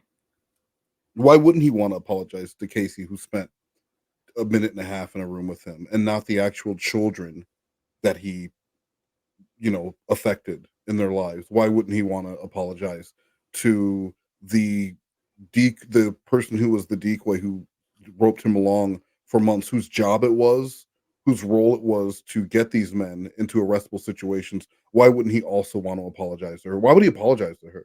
I'm sure she took great pleasure in turning Lauren into the fucking lol cow and exposing him for what he is. Well, did he know that there was another decoy? Well, what's her name? What's Southern the decoy? Aphrodite. No, not her. The one who did all the typing, not the one he actually talked to on the phone. Oh, I can't remember the name. Was it Cherry something? Yeah, he wanted to apologize to her for the disgusting things he said in that chat and everything, but you are wanting to apologize to your family, who you embarrassed, and your brother whose children you watched over. Apologize to MySpace Molly and the other one, and any other child that that you were working on grooming, or that you contacted, because those weren't the only two. The wrong fucking people he thinks he needs to apologize, and only because he thinks it makes him look good in other people's eyes. He doesn't give a shit. He really still doesn't feel like he did anything wrong, and he makes it clear with this whole, well, my lawyer told me my real fuck up was showing up. You can talk to whoever you want sexually, which is a goddamn lie. That is such a disgusting thing to say. It's not even true. If his quote unquote lawyer who said that was a jailhouse lawyer, if it actually did come out of someone's mouth, because it's not true. That it depends on the state, but in a lot of places, just the conversation is a felony without ever going anywhere. Yeah, I don't even know. He's just such a piece of shit. Yeah, thank you. That's a hot take from Nuggies. I know. I had a sentence in my head, and then it just kind of left. It all fell apart. Yeah. Hot take. I think Lauren kind of probably not even. Yeah, that's you know what? I guess the hot take horns. Chris Hansen, that's probably not even the real Casey Morrow. I said, well, Bryce, I got their IDs. I said, I won't talk to anybody anymore without their ID. That way I know that it's them that I'm talking to. Smart. Because of what happened before with Winnie pretending to be you. And actually that idea came from my other probation officer, what the hell is her name? The one I didn't like Maria. You loved Maria. What's he talking about? Good. And so as soon as I told him that I had your ID and I had Chris's ID, he didn't know what to say then, except for I think that Chris has a felony. And I told him, I said, that's what Bryce said to me. And I said, I don't think it's a felony. I think it's a misdemeanor because of his check thing. His bouncing the checks, writing bad checks. I told him, I said, I think it's a misdemeanor. And he said, you hold on a minute, and I'll look it up on Google. And he said he looked it up on Google right then, and it said that it was a felony. Well, whether it really is or not, I don't know. He can just be saying that, but it doesn't seem to me like it's a felony. I mean, either he looked up that wrong Chris Hansen that Onision served, or he just didn't feel like creating extra work by the possibility of Lauren actually, or maybe he just thought it was bullshit. Chris Hansen's not actually reaching out to Lauren. I'm just going to look it up. But yeah, you know what? He has a felony. You can't talk to him. That's what I thought. I was thinking about like the whole Onision thing, like the Yeah. wrong Chris Hansen. Either that, or like I said, he just believed there's no fucking way. Because if you see Hansen's email, it looks like a spam email address. It looks like a fake email address. Why did he do that? It's the dumbest. He's had it for a long. You can tell he's had it for a long. I won't say. You can just tell he's had it for a long time. So it looks like something you would make up if you wanted to pretend to be Hansen to fool an idiot like Lauren. This is the email address you would make up. Is it chizzle at hotmail.com? See hizzy fo shizzy at outlook.com. So that means you can't talk to him. Yeah, that means I can't talk to Chris. Oh wow. So, which is fine. Yeah, which is fine because I don't want to talk to Chris anyway. But that's basically what Bryce's problem is because he wants to see me in a healthy relationship. And I told him, I said, you know, Bryce, my crime has to do with minors. I said, I don't understand what's going on with you having a problem with me talking to people that are of age, because all I've done is talk to people that are of age. He said that, well, he understands that my crime is with minors, but part of probation and classes job is to see that I have healthy relationships. And I don't know what the hell that has to do with what my charge is. But that's what the discussion with him today was about. That, and he wants to know about my job. He doesn't want you talking to me though. No, they haven't wanted me to talk to anybody from the internet. Well, since since I went on YouTube and found out all that crap about Church of God. Mm-hmm. They haven't wanted So me is to your talk to lawyer anybody getting you out of class still? Well, he's trying to, yes. I told him that I wanted out of class because that's not a reason. I don't know what he's doing, but well, you don't even know. There was one thing that he said to me that made complete sense. Is that he's gonna ask them if I seem like I'm a threat to the public, which is the whole reason of being in the class and on probation. Lauren's like it's obvious what their answer is going to be. His speech pattern is so like irritating to listen to. It sounds like he's just buffering all the time. He thinks of like 2 or 3 words and then says them, pauses, and then repeats them, and then pauses again and finishes a sentence. And it's like he knows the beginning word of the sentence and the last word, and then he just fills it with as much bullshit in between as he can. It's so like I'm just sitting here listening to it, and I'm like, can you just get to the fucking point? And then he repeats himself over and over again. And instead of just saying like, yeah, I went to work today and had soup, he'd be like, well, I woke up and got my pants on, couldn't find the yellow pants, so I put on the and none of it matters. He also does that thing where it's like he gets hung up on unnecessary details. Yeah. Well, no, hold on. I couldn't find the brown shoes. So remember the black shoes? No one gives a shit.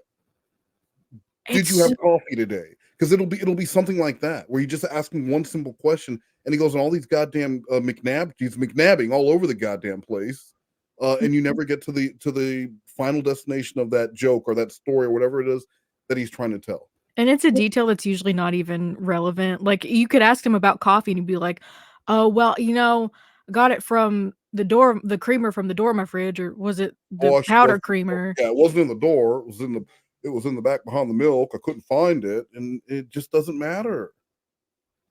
But that's how you fill out everything he says is like a term paper that you're trying to meet the minimum amount of words on.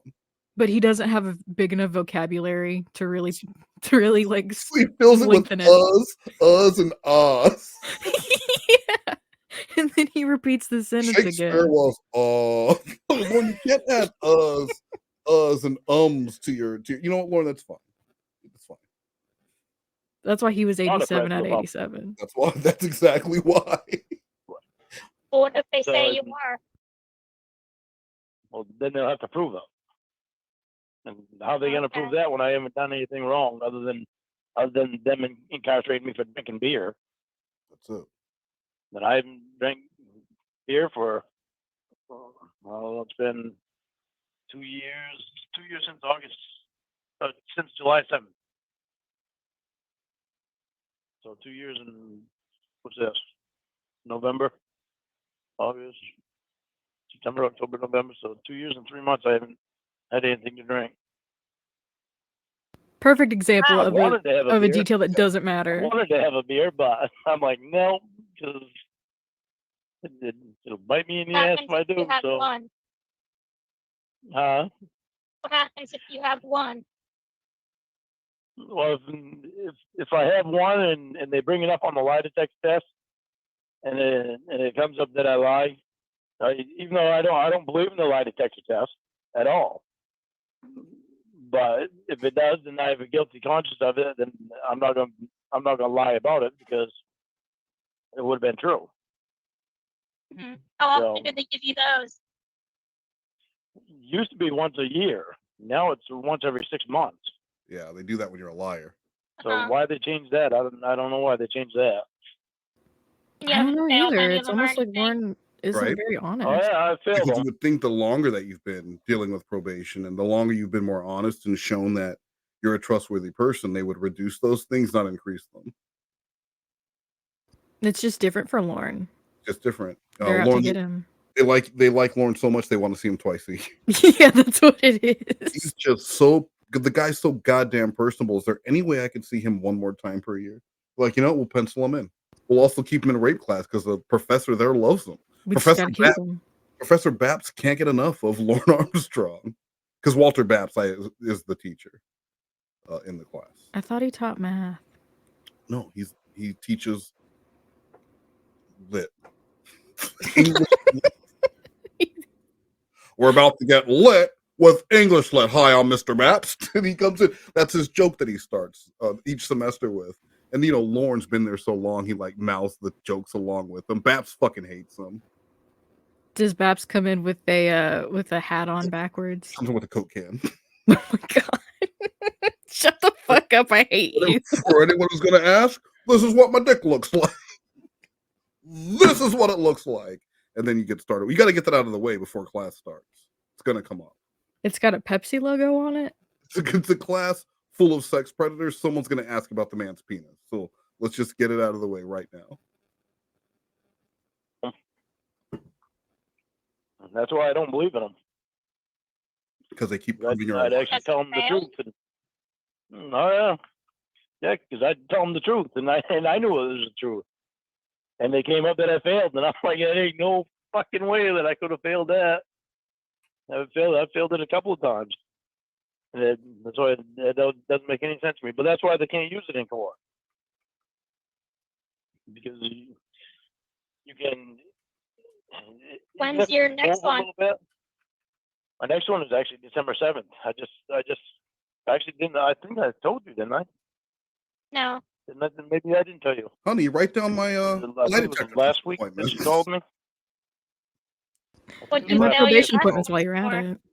Right? Like, you know, maybe your partner has an important doctor's appointment or something like that, and you would keep that for them, and that'd be like your little thing. Hey, don't forget, you have a physical, so you whatever. But hey, Lauren, don't forget. Remember when you try to have sex with that child? You have your lie detector test tomorrow. Thank you, baby. Thank you, honey. Yeah, sorry I can't take you to your doctor's appointment. I have rape class that day. Yeah, and there might be kids there, so you know, double. Yeah, you can't go.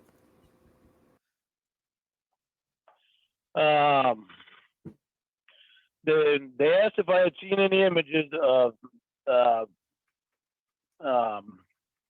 any nude images of minors, and I told them no. And that's the one that really pissed me off because I knew I had. I mean, this would be the end of this budding relationship. Right here. Yeah, the instant decline call, block the number. Yeah, It's over. because again, Lauren, you remember how and why you know who Casey Morrow is. You're telling her that you don't trust, you don't believe in lie detectors. They don't work. What's the reason? Well, they asked me a question about liking kids, and I was like, no. And guess what? It said I'm lying. I would never lie about something like that, even though I have a massive history. Just because they proved that I did it before and I showed up at that sting house and I have those pictures on my computer, they think I'm doing it again. They say I'm lying, Casey. They said that I failed that. But what happened? Well, see, I haven't seen any. I haven't seen any in years. I mean, since in years. Yeah, well, since images of it was actually they're actually real because it was back when I used to watch my nieces and nephews and all them. That's the last time I ever seen what? The last time I ever seen a kid naked was back when I used to live with my nieces and nephew.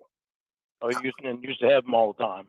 That was 19 years ago. I doubt that would be the reason why you tripped up on a lie detector test.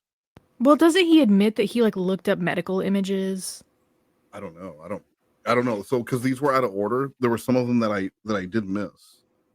I'm pretty sure in one of the calls he talks about how he looked up medical images of kids. Why is that your get around for it? So it wasn't a sexual image; it was a medical image. Yeah. Or it was an advertisement for Just Us or whatever. I don't know, limited to. I don't know. I don't know what you're talking about. Where do you buy your clothes? Jack and Ann's or whatever it's called. Jack and Kathy's. What the fuck are you talking about? It's only Target. I don't know. That was way back almost 20 years ago, or over 20 years ago. That's the last time I've ever seen a kid naked. Mm-hmm. So you said it's been years. For them, it's been years. Okay, well, right there would prove. Right there would prove why he would lie, because that is not, even in that fucking story, that's not true, because he saw MySpace Molly and the other one. Those were after. So maybe that's why, Lauren, because you can't even fucking tell yourself the truth that you did attack children. And even if you haven't done it since you went to prison, you're still lying about when the last time you saw a child naked is. So you're lying there. But I don't think you understand that Lauren hasn't lied since he was 11. He's trying to get back to. He's trying to get back to. He's trying to get back to lying. Do you know? Does he end up telling Casey about Molly and the other one? Does Casey bring it up? I don't remember. I don't either. Because that'll be interesting to hear what story he tells with that, if it does come up. I hope it does. So, but I've gotten sick in the class before, or after being in the class. This doesn't make you sound better. How old are they now? Were they? Then they were. Oh, Christ, I've seen negative since they were right up to, I don't know, 9 or 10. A kid that's 9 or 10 has been bathing themselves for years at that point. That is old to be seeing your child naked. Not even your child. That is old to be seeing a child naked. There's no reason. No, there is not. There is not. That is strange. 10. Those poor kids. Well, see, Darren was. Talk about the girls. 11. What? Leanne was 10. Amanda was 8 or 9. But that's when I used to have them all the time. That doesn't matter. I used to have them. I used to watch them like 80% of the time because the mother had depression. And so you're looking at them while they were naked, while they were with you, and they had nowhere else to go. You know what would cure depression? What? Finding out that you had a pedophile watching your kids while you were dealing with depression. God, that's so awful. And the stigma around mental health and people afraid to ask for help. First of all, Lauren's out here just violating HIPAA all over the place, giving this woman's information. and then to find out that the person that you trusted, the family member, this person who is blood to your children, Uncle Lorne, was trying to have sex with, because this was 2005. If that child was 11 in 2007 when Lorne gets arrested, they're the same age. Yeah, I mean, he tells Kayla that he has nieces around their age. Yes, the girl he's trying to have sex with is the same age as your little one, who Lorne admits he was seeing naked up until they were 11, 10, and 9 years old. For what fucking reason? No reason that would happen. God, I just like whenever he talks about like the whole short story too. Yes. Like Yeah, he can't even pretend that like there was any sort of innocence about it, because he was always sexualizing those kids. Yeah, well, and he uses the short story as a way to tell her how to get something out of her dad, and even ask your dad to buy you a thong. He'll be so proud you asked him. Like, that's so disgusting. That sounds like a porn fantasy, like some of It that, like does. that stepdad porn. Like it sounds like that. Oh, ask your daddy for a thong. He'll be so, and then it turns, because that is so weird that he really expected this child, this 13-year-old, to go and ask her dad, "Daddy, will you buy me a thong?" No, honey, ordinarily I wouldn't, but I'm so proud you asked me. Of course I will. Yeah, like that. And then he also imagine if she did that, and then he also says that she needs to ask to get a lock on her door. Yes. Yeah. Like, they wouldn't figure something out. I mean, obviously this isn't real, but No, nothing. She just needs her privacy so that she can wear her thong in her bedroom on the computer all night. What's weird about that? that sounds like regular preteen behavior to me. It just shows that Lorne was really comfortable with children who didn't have a lot of supervision, and he just assumed that every child that just has no supervision and he can do whatever he wants. And apparently everyone else did delete their archives, because Yeah. Lorne, and nothing, he never had a whiff of trouble or anyone looking into it or anyone looking into what their kid was doing, because he, like I said, he just wasn't worried at all. But we know Molly was like neglected. Yes. Yeah. I mean, was that the one that he called drunk and stuff, even though her own father was an alcoholic, and he's like, she's having to Yeah. deal with her, her mature, super cool boyfriend who is also drunk and probably crying. Yeah, and he tried to make it seem as though he was like a shoulder to cry on, and it's like, that makes you look worse. Much worse. So, but the girls had their own. I had a 2-bedroom apartment. I had my bedroom, and the girls had their bedroom, and Darren slept on the couch. Yeah, of course. But that was the last time I ever seen a kid naked. Why were they naked? Yeah.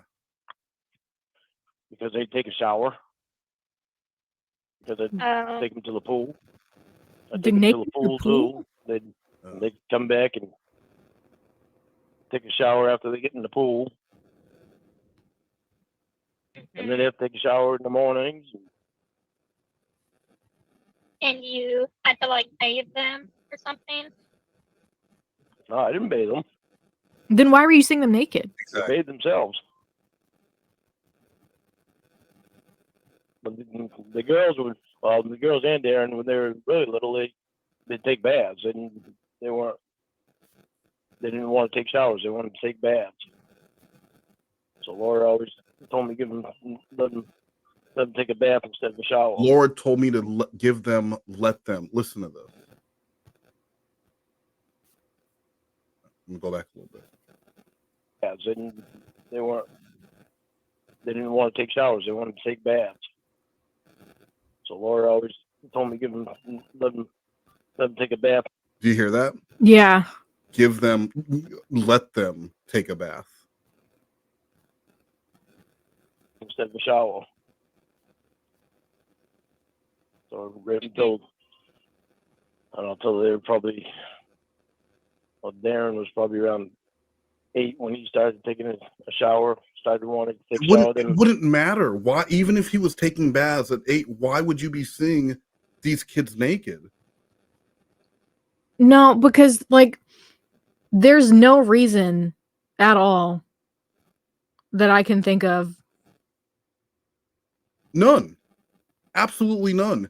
And the other, it just doesn't make any fucking sense. And he's telling the story like this is just a normal thing. Like, you aren't this pedophile. And then even after all this, I think any other person would never reach out to those nieces again. But he's still, I don't know. It's just crazy. Does he try to get in contact with them? No, I mean, even after he left Washington, and like he's trying to contact them, and they like won't reply. Oh, okay. He just thinks it's a problem with MySpace. Well, like, you can hear that this wasn't normal. Those poor babies. Their dad is gone. Their mom is dealing with depression, and Lorne is the one taking care of them. And then Uncle Lorne ends up back in Maine, and then gets arrested trying to have sex with someone the same age as those children. Like, yeah. I hope what he for did to the young the man who niece's wanted sake to that get at shower. least their parents believe them. If not, the TCAP provided enough proof. What do you mean? Oh, you mean believe them at the prior to? Yeah, you know what? Yeah. Who knows? They definitely did after TCAP. There's no arguing after TCAP that, if there was anything going on, they would definitely believe it then. Wow. That made me a little nervous because didn't have anything sticking to the bottom of the top to make sure they didn't fall. So I had to go out and get some of that stuff. I had to go out and get there's some little flowers and ducks and stuff that I put on the adhesive things to make sure they didn't fall in the shower. Okay. Mm-hmm. So no. Okay. I was over. Okay. So he starts taking a shower. They're like 8, 9, 10 or something. So he goes and gets those anti-slip things to put in the shower. Yeah. And why were they always showering at Lorne's place? Well, I mean, I think we know why. Right? Like, so was he taking them to the pool specifically because shower time comes after the pool?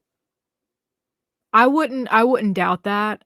I also think that he probably just would tell them, like, you need to bathe. Have you showered yet today? Yeah, you haven't showered. You got to get in the shower. And it just, when you go in the bathroom, you take stuff with you to put on after your shower. You're like, Yeah, if you're you at someone's get house, dressed in the right? bathroom. Get dressed in the bathroom. Why would he be seeing all three of them? All three. It just Protective of them. I was very much overprotective of them. I was if they go out and play on the playground. When I lived with Paul and Laura at their apartment, the playground was right outside of the apartment, and we lived on the second floor. We had a balcony out there. Well, the kids wanted to go out there and play, and then there'd wind up being all kinds of kids out there. Well, say all kinds. There's probably actually maybe 10 kids out there. But Darren, Lee, and Amanda were out there. They'd go out there and play. I'd go sit on the patio, sit there and watch them to make sure nothing happened to them. Sorry. Jesus. So now we're gonna wrap up with call number 8. Yeah, and it's again, call number 8, 79 more to go. and we're already to Lorne in conversation that would make anyone who wasn't a catfish run the fuck away. How, like, we haven't really kept up with it, but like there've been numerous times already where it's like, no, that's like before we even got to the calls, when we were looking at emails, it's like, all right, cease contact. You and if you're having this conversation with someone and they're not disgusted, they're not asking you so many more questions. Did you do anything? This is obvious. This person is just keeping you talking, but they would want to know so many more questions than what Casey's asking. Lauren, Yeah, Casey's just letting him talk. Yeah, Lauren, did you do anything? Lauren, you showed up at that sting house to have sex. Did you do anything to those kids? Be honest with me. There would be so many more questions, especially if you were considering possibly begin a relationship with this person, you would want to know absolutely everything. And she's just like letting Lauren go because that's the thing. Just keep Lauren talking. This disgusting fuck. I mean, he completely incriminated himself just by letting Casey letting him talk. Yeah, because that's part we've never really heard before. The just that shower part. I would love for the lie detector person to get a hold of that and ask him questions directly related to him seeing his nieces and nephew naked. 20 questions related to that. God, you know that lie detector test would look like a fucking earthquake hit. Richter scale, yeah. Yeah. And he would be like, "Oh, well, I don't trust. That's why I don't trust them because they keep telling when I lie," and he doesn't like that. Westmost is the worst person because he bullies people like Green Frog and Vex and Victoria Nuggets and Cyrus Squeaks and all of them. They bully people. They are bullies, and this world is already cruel with murderers and rapists and robbers and really horrible people doing horrible things, and they choose to be horrible to people while we are living in this cruel world.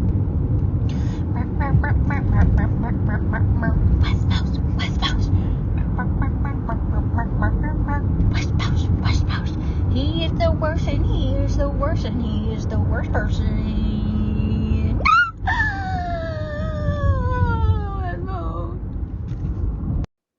Sit there and watch him make sure nothing happens to him. Pile of whipped And cream they with would a just side run of around the strawberry house shortcake. naked. Boys. Boys. No. And how do you see him How you- naked? Because they take showers. They run out of the house, run out of the bathroom. Do you not have like a curtain? They were not running out of the Oh, there's a bathroom. curtain in there. I wasn't back there watching them. I weren't watching the door. I was out in the kitchen doing stuff or in the living room doing stuff. Mm-hmm. Okay. They would just run out on their own. Well, that's what I asked. No, well, yeah, but they weren't running around the house all the time naked. Well, you know They what just run out. Well, that's what it sounded like. It's like, why would they run around the house naked?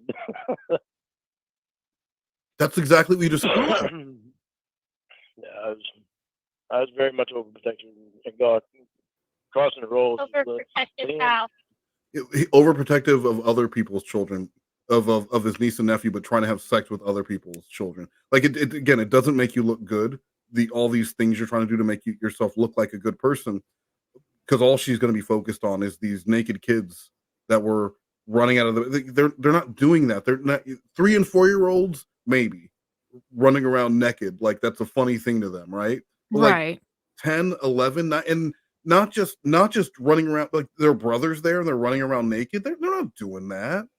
No, and kids are perceptive. They know that something's wrong with Uncle Lorne. They're not gonna be thinking even if they were the types of kids that thought that was funny at that age, they would not be doing that around Lorne because they could tell something was up with him. Kids know. Yeah. How were you overprotective? I just constantly watched them. I just constantly made sure that nothing was happening to them. No, Leanne really didn't pay attention to what was going on around her. He was probably watching them so they wouldn't She snitch. really, I really had to watch after her.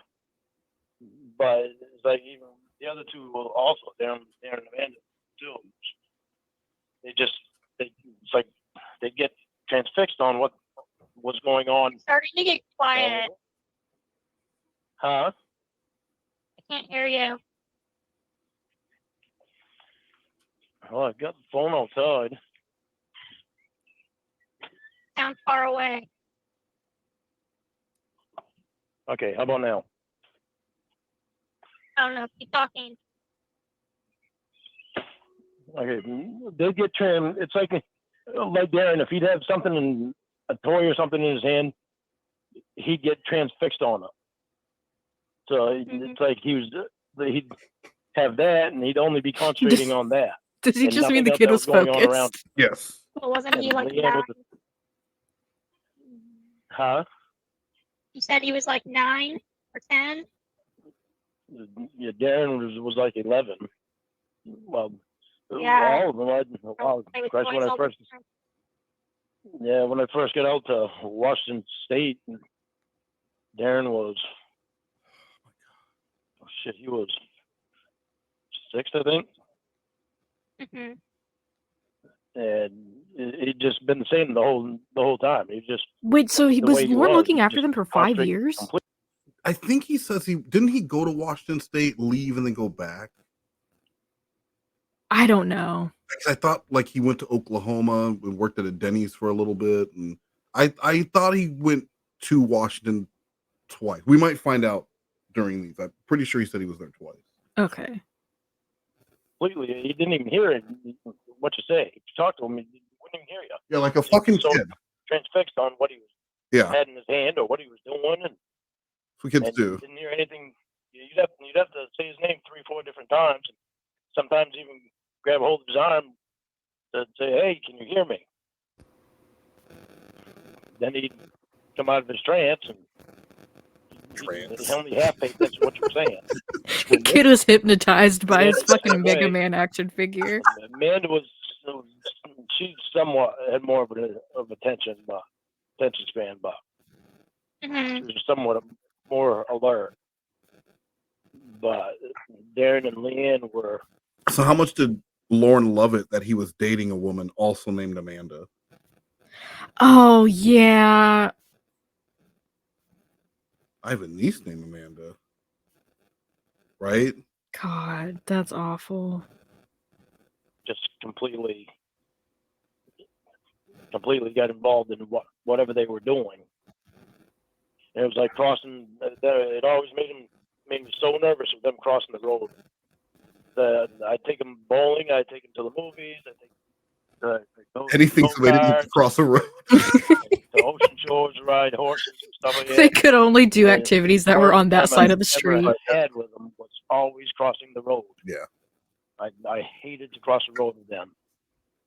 Okay, we get it. You didn't want to cross the road with the kids. Always made me so nervous. Bro, you try to fuck multiple children. Telling Casey that you were afraid for children to cross the street just makes you seem like a even weirder pedophile than you already are. I don't know what he thinks he's achieving with this.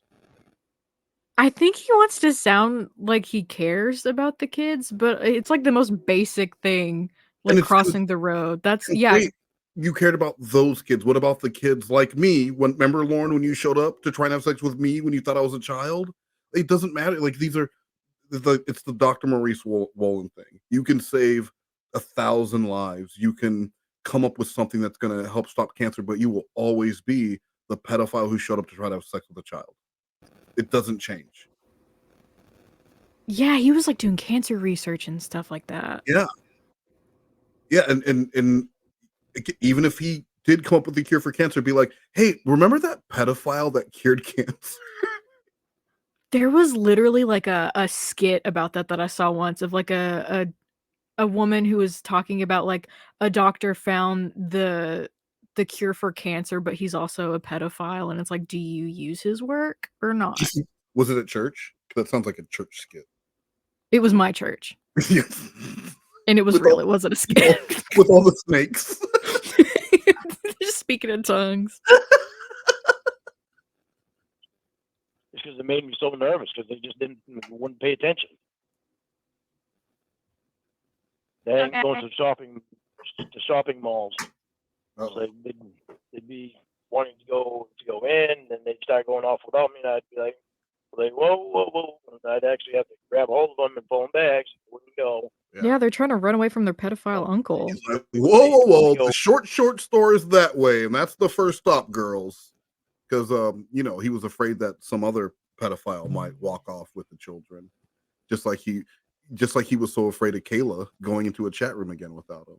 Yeah, the way that he did that. That's another reason why he probably was like, oh, I cared about them so much. I was always watching them. It's because he didn't want another pedophile to snatch him up. Well, I really, when you're a cheater, you always worry about getting cheated on. Yeah. So I think because Lauren knows he would look at children with that gaze, he would look at little girls with that gaze, and so he assumes that every guy is looking at girls with at his little nieces with that same gaze. So he wants to protect them, just like protecting the 9-year-old on the news in with the flag. You know, well, it makes her a victim. It only makes her a victim if you're looking to victimize her. Yeah. Have you seen that video? I have. The There's most nothing. innocuous, plain, Yeah. there is nothing sexual about that unless you want to make it sexual. And unless you think about victimizing her, and then it makes her a victim in your eyes because that's what you want to do. And it's that the clearest sign of someone with a sick mind when you can see something like that, and the first thing you think is it makes her a victim for pedophiles. Yes, pedophile, for you.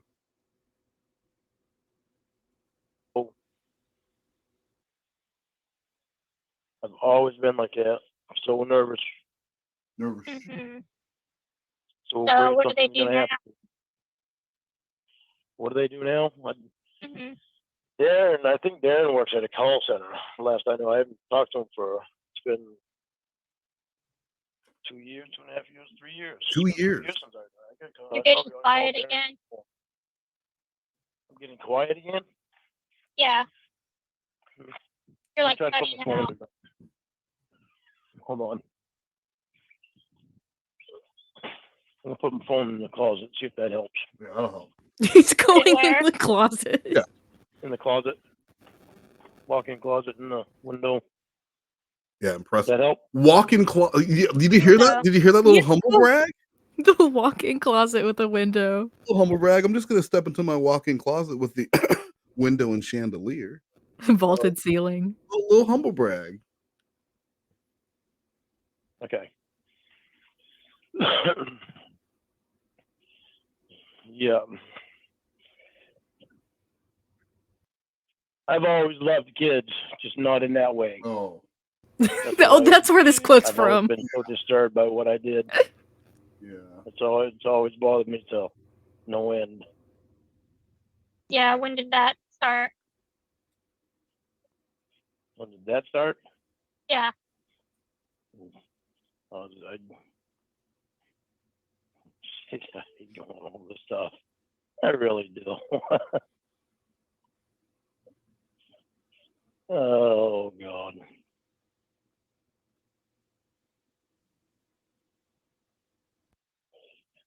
Are you gonna answer me or? Yeah, I'm gonna answer you. I just hate going over stuff. I've gone over it so many times. I hate thinking about it. We have not heard this before. What are you talking about? I know. It started with Molly. Oh, okay. He does talk She was about 15, and she was only a friend at first, and just somebody thought that she would talk to me about her problems. A grooming victim. That she'd have at home with her alcoholic dad and her friends in school, and we were just talking to each other. And we talked to each other for quite a while. And somehow a friend of one of your like the daughter of one of your friends or something? No, she was in a chat room, Maine chat room. Oh. Back when Yahoo was going to chat rooms. Yeah, Molly, she was 15, and Melissa, she was 16. Melissa had problems with her parents, and was contemplating doing drugs, and she had depression. So Lauren just, openly describing how he groomed 2 teenagers who were dealing with not just the emotions of being a teenager and dealing with all that, but neglectful, alcoholic, just a bad home life. Highly vulnerable. And what they needed more than anything was a grown man for a friend who they can tell that to, so that Lauren could use that information to make her feel even more isolated and come to him for comfort. Those poor girls. But and Lauren's not going to say it now, but he says, well, teenagers can fall in love. And so, because Lauren does feel like any length of time talking is going to equal a relationship. So maybe she's 15 now, but eventually, we saw Kayla, eventually she will be. So if he can teach her now, if he can show her now exactly how he wants to be loved, when I get up, you should tell me that you can't wait till I come back. When I walk away, you should tell me how much you like seeing my ass. I'm going to train you now so that when you are 18, you're like perfect ready-made wife and we're going to get married, because kids can fall in love. If he'd even wait that long. Well, I think he'd have to, right? Because I mean, that is one thing. I don't think Lauren would want to marry even if he could. I don't think he'd want to marry her if he was a minor, because he wouldn't want people looking at him poorly. Not that they would now, but he wouldn't want people looking at him like he wants to be a creep, but he doesn't want people to know he's a creep. So he would want to wait until she's 18. Then the day she's 18, get her pregnant. That's solid planning right there. Yeah, like nobody would be suspicious of that. Like, we had a teacher at my high school who was always rumored to be like hooking up with students, and then he married this girl the week after she graduated from high school. Please tell me they fired him. They did not. I didn't think they did. Because he married an 18-year-old adult the week after she graduated high school, and after rumors had been circulating about them being together. We had teachers like that at my school, and it was at the point that like I had other teachers warn me to stay away from that particular teacher because it was all true. Thanks, teacher. I won't stay away. Shut the fuck up. Yeah, I'll just sit in the back. I don't thank you. All right, Nuggets, now run along. Yay. Why do I make noises when I run away? 30. She didn't have depression. She had bipolar is what she had. Bipolar. How do you know that? And a lot of times bipolar comes with some depression. That's a symptom of being bipolar. Yeah. I talked to him for too long. What do you mean? And so I started having an interest in him. I talked to him for too long. Yeah, like for like 2 minutes. Yeah. Like a romantic interest in him. Like you wanted to date them? Yeah. And why were you talking to them to begin with? Just because they were telling me about the problems. They would talk to me about the problems and stuff. About their home problems, their school problems, friend problems. So you were like helping them with school and stuff? No. I was being someone for them to talk to. I don't know if he could do that. Yeah. When I should never have talked to them about their problems. Should never have been someone to talk to about their problems. I should have just left them alone. If they're black, leave them alone. If they're black, so leave you them didn't right say alone. like go speak to a school counselor or something? No, I didn't. Uh, I should have, but I didn't. Yeah, you probably should have. Once you started getting feelings for them. Yeah, I started getting feelings for him. Melissa, that didn't last long. Me having feelings for Melissa because she actually showed up at my house, and thank God my 2 nephews were there. No. My 2 older nephews. Why? He stopped having feelings for her when she showed up at his house? Yeah, I think Melissa's the one that he said came over when she was like pregnant or something. Well, yeah, he's about to tell the story now, but the way he just said it was, I stopped having feelings for Melissa when because she showed up at my house. She was ugly. If anyone showed up, yeah. Well, yeah, let's hear Lauren's laugh. Thank God they were there. Because Well, Melissa was 18 when she showed up at my house, but still. Sure, she just happened to be the legal age. She had a friend with her, and I never told her to show up. She looked up my address. Such bullshit. Looked up my address. Looked it up there. My business then. A1 Septic Service. She knew I had my business. And it was his home address? Looked up my address. Her and her pregnant friend showed up at my house. No, the last time he told us, he said that Melissa was pregnant. Thank God my nephews were there. Why? Didn't really. Did Melissa show up there to confront him? You know what? I wonder if that's what it was. Because that would be the only way that this story made sense and why he was thankful someone else was there. Because Lauren would be absolutely fucking delighted if anyone, if some female who he had talked to showed up at his house. She's 18 now. He was in love with her when she was a child, and she's brought her pregnant friend. So she brought a friend along to meet Lauren, and he's disgusted by them. It must have been a confrontation. That's the only way that it makes sense. It had to have been, otherwise, why wouldn't he be so happy? By the time Ember showed up, there was nothing between him and he finds out Dan isn't even black, but he was so happy just to have someone at his house. And there was no bang opportunity there. 18-year-old Melissa's showing up. Her friend is pregnant. She's there to see Lauren, and he's like, "Oh my God, thank God my nephew's here, so I don't have to deal with yet another 18-year-old coming to hook up with me." Yeah, no. None of his stories make sense, but this one really doesn't make sense. Yeah. He really starts falling apart around call 7 when as soon as the kids got brought up, Lauren's whole thing just like fell apart. And it's like it was like in a soft reboot cycle because none of what he's talking about, right? I mean, he's said these things before, and it's all the friend is pregnant now and not Melissa. Because Melissa's showing up pregnant, that kind of made sense why Lauren wouldn't have been happy because someone else beat him to it.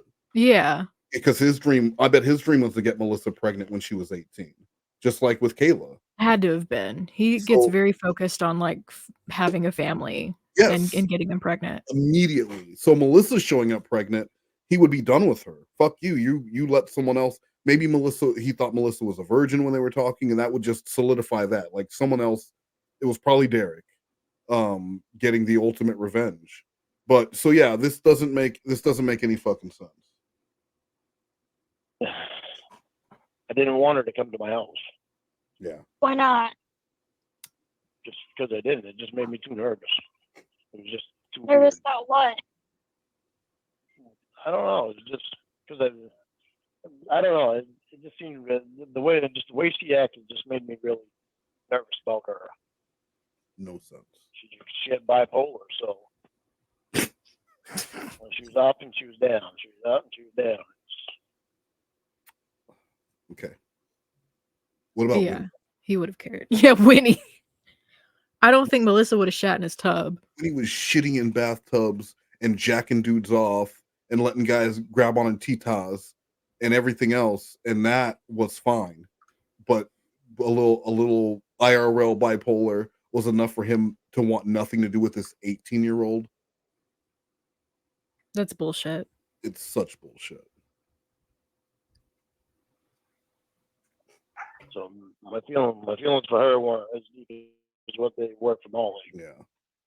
Molly was steady with the way she acted, and her and I wound up being friends when she turned 18. Well, before she turned 18, we wound up being friends. So I wish I never met either one of them. It would have been someone else. I hate thinking about it. I hate So going what back in happened time then? like that. Huh? So how did you stop talking to them? Well, Melissa, I just stopped talking to her. I don't know how long it's been since I stopped talking to her, but She aged out. Molly, I was still talking to Molly when this thing happened. Oh, did you meet her? No, no. She was actually gonna come down to Nashville and see me. She had planned really? before I left Maine. She had planned to come down to Nashville to see me. And after she got out of high school. So it was cool for Molly to come to Nashville to see him after she graduated, but Melissa coming to his house was not cool. Yeah, and also I thought that when he went to go see Molly at the fair, that was like they didn't talk after that. I could be mistaken. Well, I know he does say that when Lauren got arrested that Tony and her talked. Really? Yeah, she like contacted him, said Lauren's been arrested or something like that. So She's Tony knew about Molly for real. Yeah, Tony went either Tony went with him. I don't know if Tony actually went with him, but Tony definitely knew. And I always thought that Lauren was lying about Tony knowing. you know why I believe that Tony knew, because Lauren said Tony told him not to do it initially. Tony told him she's too young, you shouldn't be talking to her. And then Lauren said that Tony talked to her and said, you know what, I think she's pretty cool. I don't know if that part is true, or it could be maybe Tony was a piece of shit and thought it was totally fine for Lauren to be sexualizing a child. But initially, he said Tony told him you should not be talking to her, she's too young. I mean, Tony was a piece of shit for even allowing Lauren to be around him. Yes. And his daughter. Yes. But I don't know if he really was like cool with Lauren talking to Molly after they had to talk. But they were having discussions. So Tony knew that she was a child and was still willing to have discussions with her. Like, just she had his number to contact him. That's fucking weird. That's gross. No wonder Tony was fine with Lauren. I think no wonder Tony died. No wonder Tony died. But that didn't happen. Which I'm happy that it didn't happen. Right.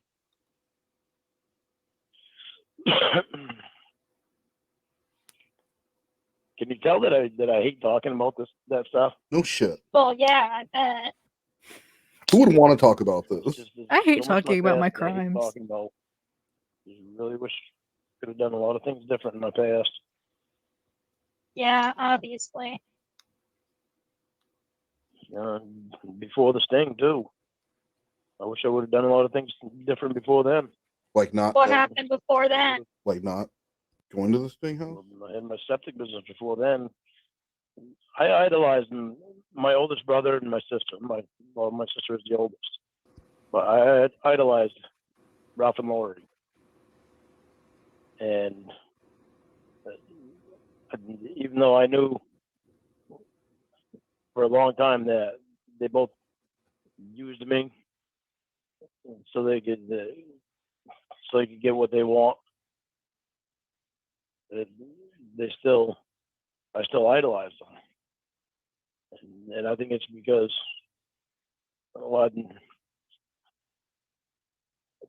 my childhood affected me in a lot of different ways. Because when Dad wasn't there, Dad was never around.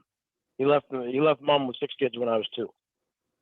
Oh, she raised you guys all alone? Yeah, for quite a few years. Lots of people don't have dads. That doesn't make them all pedophiles. But we didn't move in with Dale until I was 9. Oh my God. And so there was a lot of years there that, it was just Mom and us 6 kids. And so I idolized, basically every one of my older siblings. But that's not on the siblings. But then when they got older, my idolizing Ralph and Lori just never went away.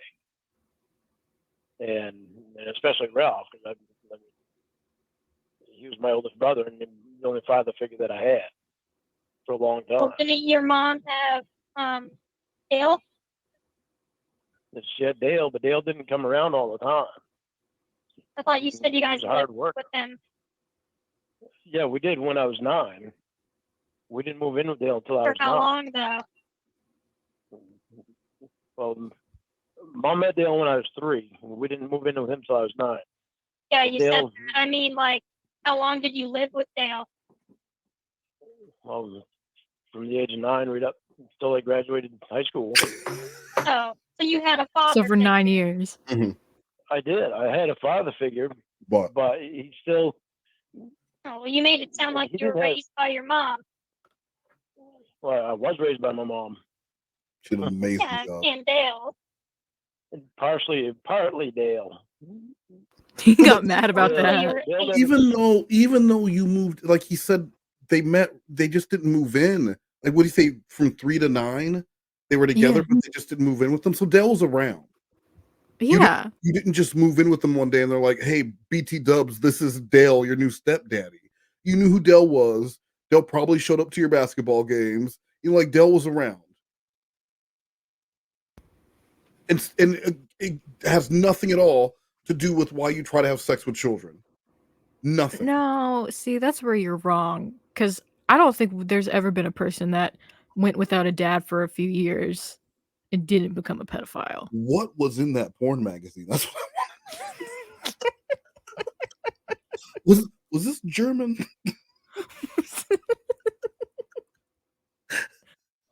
It was one porn magazine, but it was fucking filthy. Dale never gave any fatherly affection, and a lot of Dale really didn't teach me a lot of things that he should have taught me. Like what? Like anything, as far as How the not to only be a thing Dale pedophile? taught me was how to work in the woods. That's basically the only thing Dale taught me. Was how to work in the woods, how to plant a garden. He didn't take me out and teach me how to do mechanics. He didn't have any sex talk with me. I mean, there was literally no. Lauren, don't ever try and fuck kids. Now let's go in and have a grilled cheese. They never had that conversation. I mean, it's like how he told Ramona, you know, if you tell me not to do something, I won't do it. Not gonna do it. And Dale never did that about, you know, dating on children. Though. Lauren did say he always promised himself he wouldn't show up at the Sting House. That's true. That's a promise I've never made. I've never made to myself. I also I promised myself I would never rob a bank though, and I haven't. Yet. Well, no, I've so far, knock on wood, I've kept my promise. We'll see about that. And I'm seeing faces in the whipped cream now, and I see like a little winking turtle at the top here. Are you hallucinating? Because I don't see it. It's a little winking turtle head right here. I can see like the eye. Here's one eye, and here's the other eye. Like maybe it's Garfield. Guys, let me know if you see Garfield. If you see Garfield in the whipped cream. I don't see Garfield or Clayton. Clayton Tortoise. Not shit for talking about sex in the house.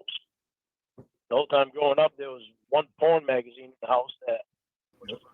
I see Kermit Mary Ellen Walton with his mouth open. Dale will like her and want You're to see cutting her. out again. I don't know what you're saying. Oh, this phone. All I heard was porn magazine. Okay, can you hear me now? Yeah. You know, and statistics prove that a lack of porn in the house would probably be a better thing for his development as a sexual person versus more porn in the house. Because porn's not real. What do you mean? Well, it's real. No, like it is real. It does exist. Calm down. I don't believe that porn exists. What I'm saying is, Nuggets. Naked magazines aren't real. Yes, they're. Well, they used to be a thing. They used to put pictures. Like it was like a video, but in picture format and on pages. And so you would hide that underneath like a stack of towels or something, I guess, in the walk-in closet with the window. And then you would just go in there and close the curtain and do your business in the spank tank, as they affectionately dubbed it. But that wouldn't make Lorne more. Is he trying to say I was sheltered? So because I was sheltered, I didn't know that I couldn't have sex with children? Yeah, I don't think that's how that works. Because if he didn't know it was wrong, he wouldn't be telling people to hide their archives, and he wouldn't be trying to hide it from people and making trips to go and just see someone from across the way, because just knowing he made that trip is illegal in the first place. Yeah. No, So, nope. Even the little backwoods place Lauren's from, he knew it was wrong. Yes. Man, it's just the area. When I cut out, it's the area. It's not the phone. Yeah, You're Maine's talking away stupid. from it. No, Maine's not stupid. I have service in California all the time. Well, yeah, that's because there's so much smog that it keeps the signal keeps bouncing off the smog. What? Sure.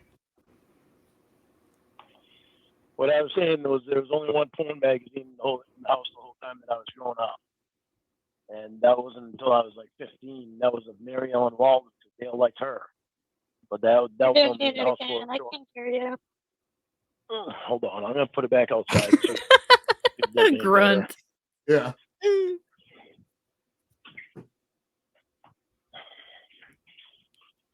It's supposed to be cold tonight, so that might be why it's interrupting the signal. Huh? All right, how's that? Well, you're so stupid. It is Woman Month, so allow me to explain it to you. Binary code, the language of digital, is all zeros and ones. Okay, and they're floating around you in the air. You can't see them; they're not visible. But everything, all of your digital communication, it's all zeros and ones. Binary code just flies. As it gets colder, those zeros, it's the zeros. They're like little donuts. They freeze in the middle, and they get lower. And so what that's going to do is it's going to slow down your transmissions. What if there's a 2? Well, you can't have 2s. It's just zeros and ones. Sometimes Says who? Binary code. Well, who's binary? Now we're going to have this conversation.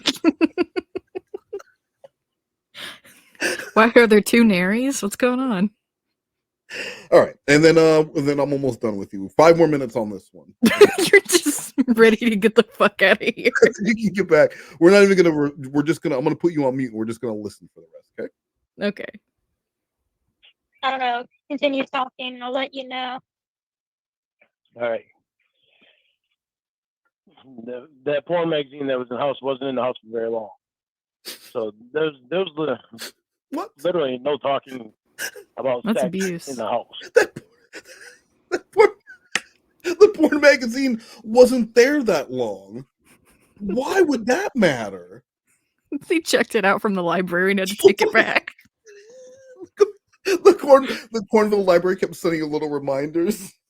Please bring back Black Tail, issue number 12, 1992. And they had to bring back Black Tail.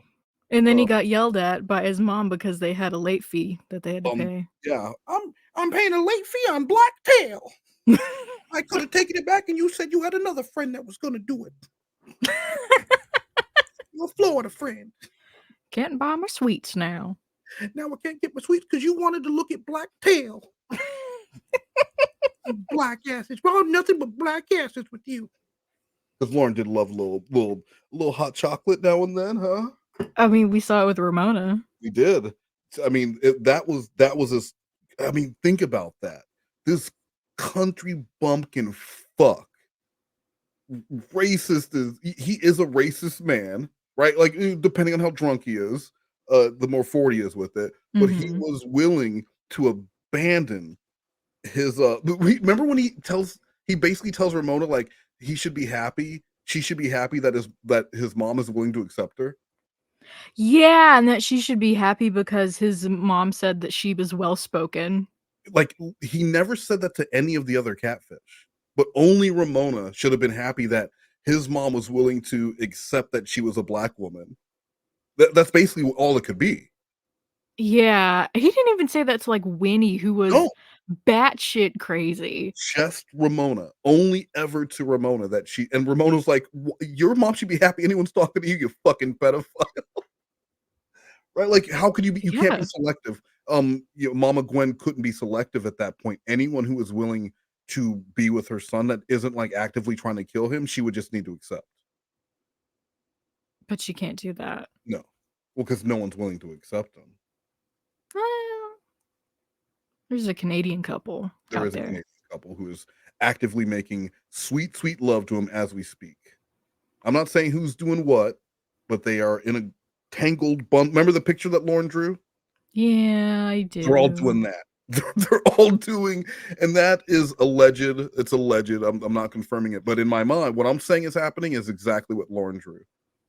I'm frowning again. I know you can't see it, but I had to let you know. When I was around there.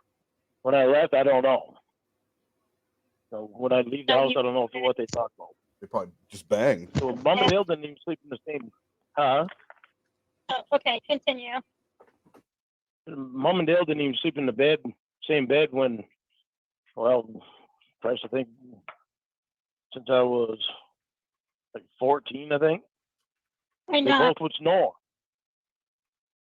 Okay. Dale built a big house for all of us kids to be able to fit in. You know, Ralph and Lori and Roy and Paul and Richard and me. That asshole. And well, Ralph and Lori had graduated and left high school. Ralph went in the Air Force, and Lori married a guy that was going in the Air Force, so they were gone. Mm-hmm. And Roy and Paul wound up going out to California with my uncles, and so there was just me and Richard left at the house. So Dale took 2 rooms and turned it into 1 room, and he moved down that room, and so that he would be far away from Mom, because she was at the other end. Hold on. And I was right in the middle. You didn't have a father figure because there was one porn magazine in the house and not like several? I'm not understanding. No, you're not understanding that. It was a father figure to an extent. He taught me how to work in the woods. He taught me how to play in a garden. Yeah.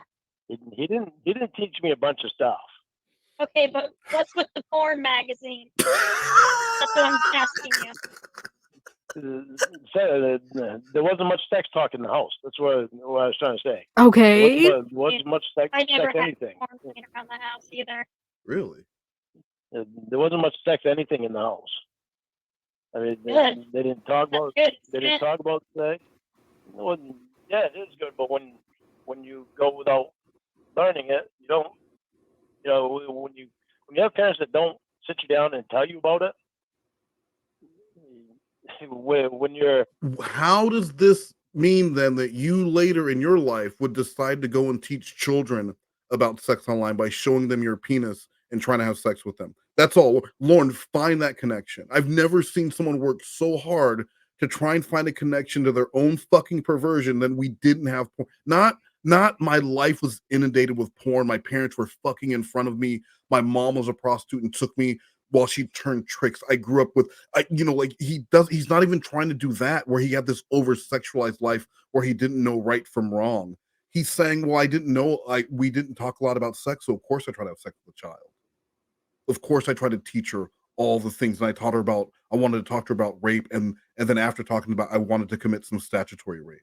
I wanted to teach her about how bad men of the internet were so that she would only trust me so that I can groom her so that when her parents went out of town, I could then have sex with her.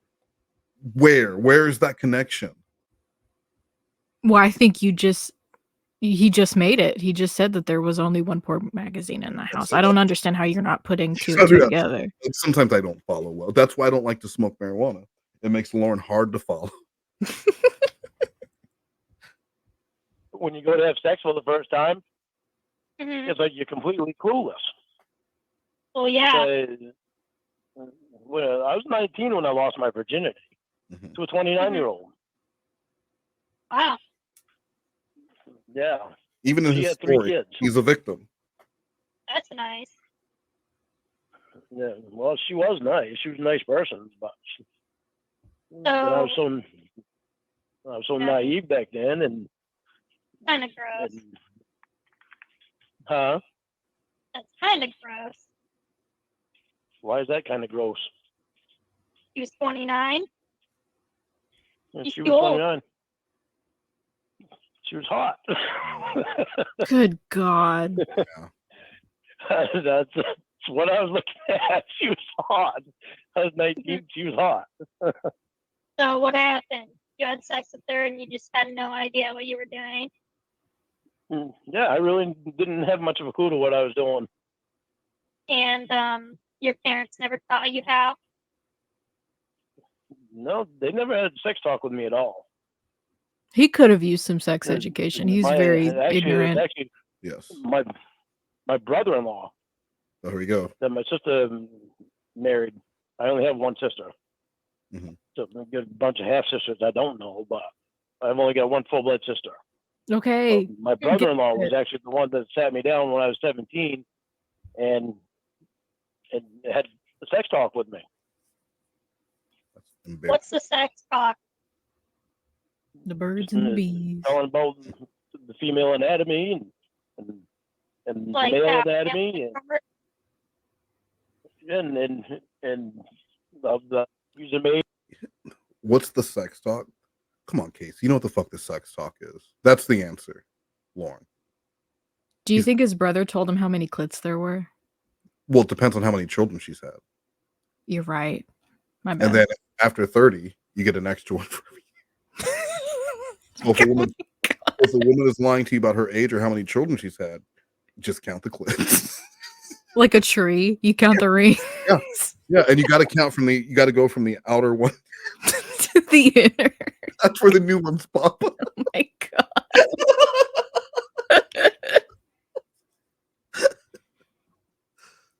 Aiden, you know, and what happens when the seed and oh my god, you didn't know how babies are made till you were 19? I knew how babies were made. What country boy, what literal actual country boy hasn't seen cows being birthed, horses being birthed? Like you if you grew up on a farm, if you grew up in the country, you know what sex is, you know how babies are made. Yeah. You just know.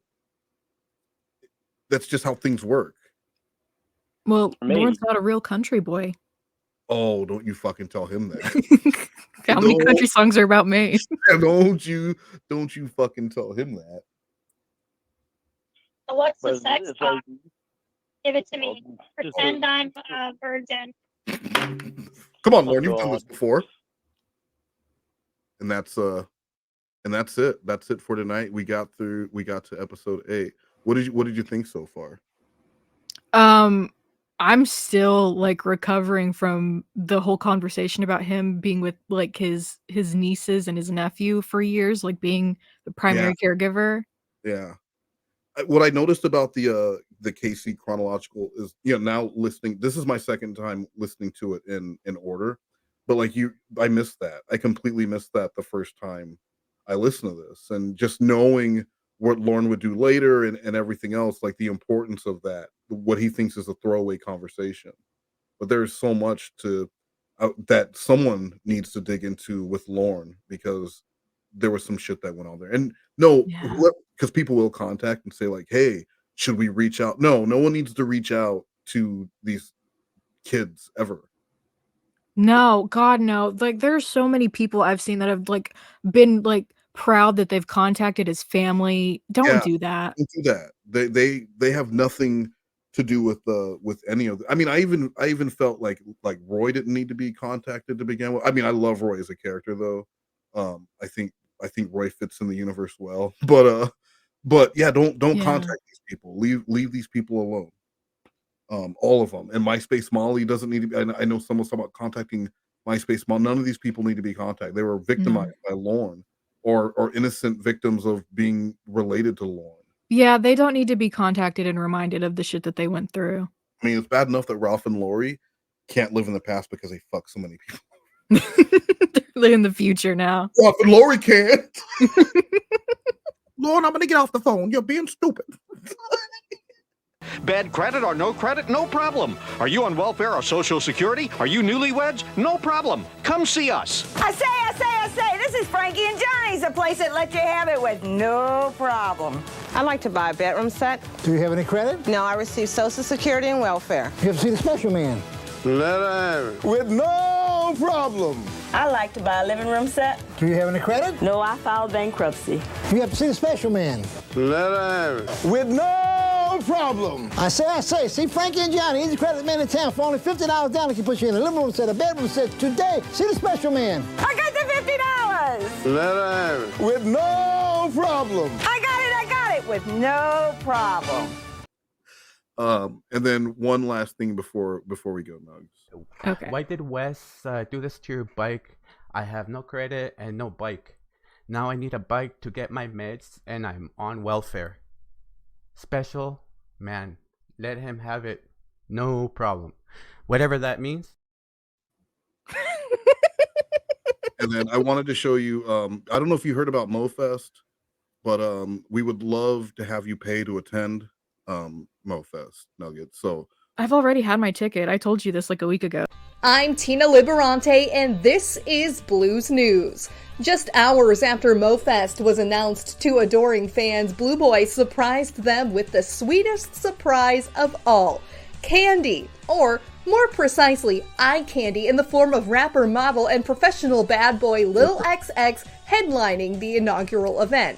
It's your boy Lil XX, and come hang out with me, Bluebell, Seth Coat, Wes Moyes, and these other clowns at MoFest in Cornville, Maine, in October 18th of 2024. We'll be doing absolutely insane things. So, yeah, Lil XX, you better come. I don't listen to black people music, so I asked Rami and Noel what the women on TikTok are shaking their vaginas to. They both said Lil XX was hands down the best rapper on YouTube. I'm Blue Boy, bitch. One Discord insider said MoFest couldn't have chosen a better headlining act than the international superstar known for such hits as Auto-Tune Freak, Ugly Old Hag, an inspirational viral weight loss story, and the time he pulled up on J-Goat 2023. You're just gonna stop talking, I'm gonna steal your girlfriend from you, and it's just gonna be really bad for you. Who the fuck is Lil XX? I have no idea who Lil XX is, and I'm well versed in the shitty music of now. I'm still pretty pumped to go, but if they don't name Joran's brother as a 4-day performer, it's gonna get ugly. Now that's XX-citing. I'm Tina Liberante. what do you Wow. think? Yeah. Do you think they could get Stoisy to come too? I don't know who that is. Yes, you do. Oh, yeah, I do. It depends. Blue Boy is notoriously tight with funds for obvious reasons. So we'll see. I do know that DJ Payne 1 is on the outs with us, and I don't know if we'll be seeing that guy around again after what he pulled. DJ Payne do. Expecting to get paid to headline MoFest. Well, yeah, that's pretty fucked up. I mean, That's what it is. what do you want money? Yeah, exactly. You want love or do you want money? We offered neither because we're MONEGROES. We don't give anything. So, yeah. So anyway, if you do see DJ Payne 1 around, let him know that you're sad he won't be at MoFest. But you're happy. But you're also happy because Lil XX, that's eye candy. I don't know if I would agree with that. But there's somebody out there for everyone. Yeah. Well, Little XX. Anyway, thank you so much, Nugs. We will do this again next week because it gets really good from here because the first couple Blue Boy had to lay down the foundation and then it really just goes downhill for Lauren from here. Casey's so mean.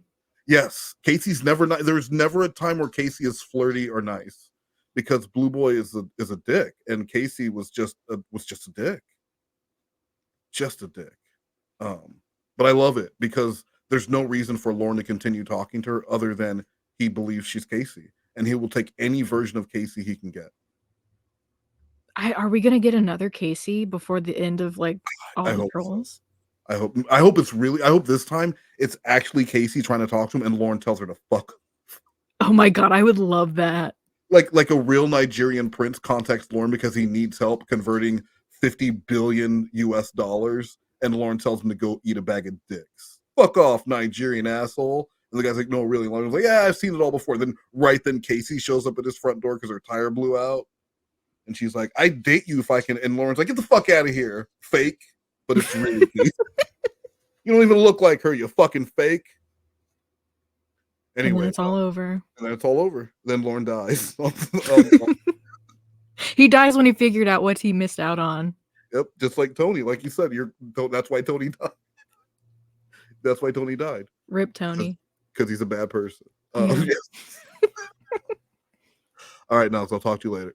All right. Bye. Bye. You're always doing it. God is doing a new thing. You're always doing it.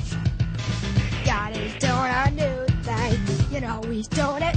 Who's doing it? God is doing a new thing. You're always doing it. Yo, who's doing it? God is doing a new thing. My God is doing a brand new thing. Well, since time began, he remains the same.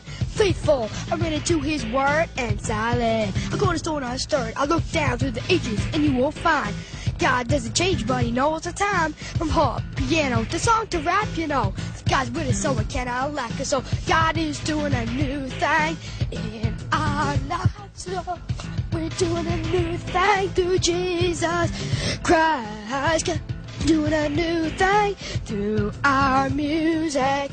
We're doing a new thing so he can use it. God's using this music and we're coming strong. Michael Clancy's y'all singing this song to make you think twice about the way that you live and that you know Christ is the one who will give peace in your heart.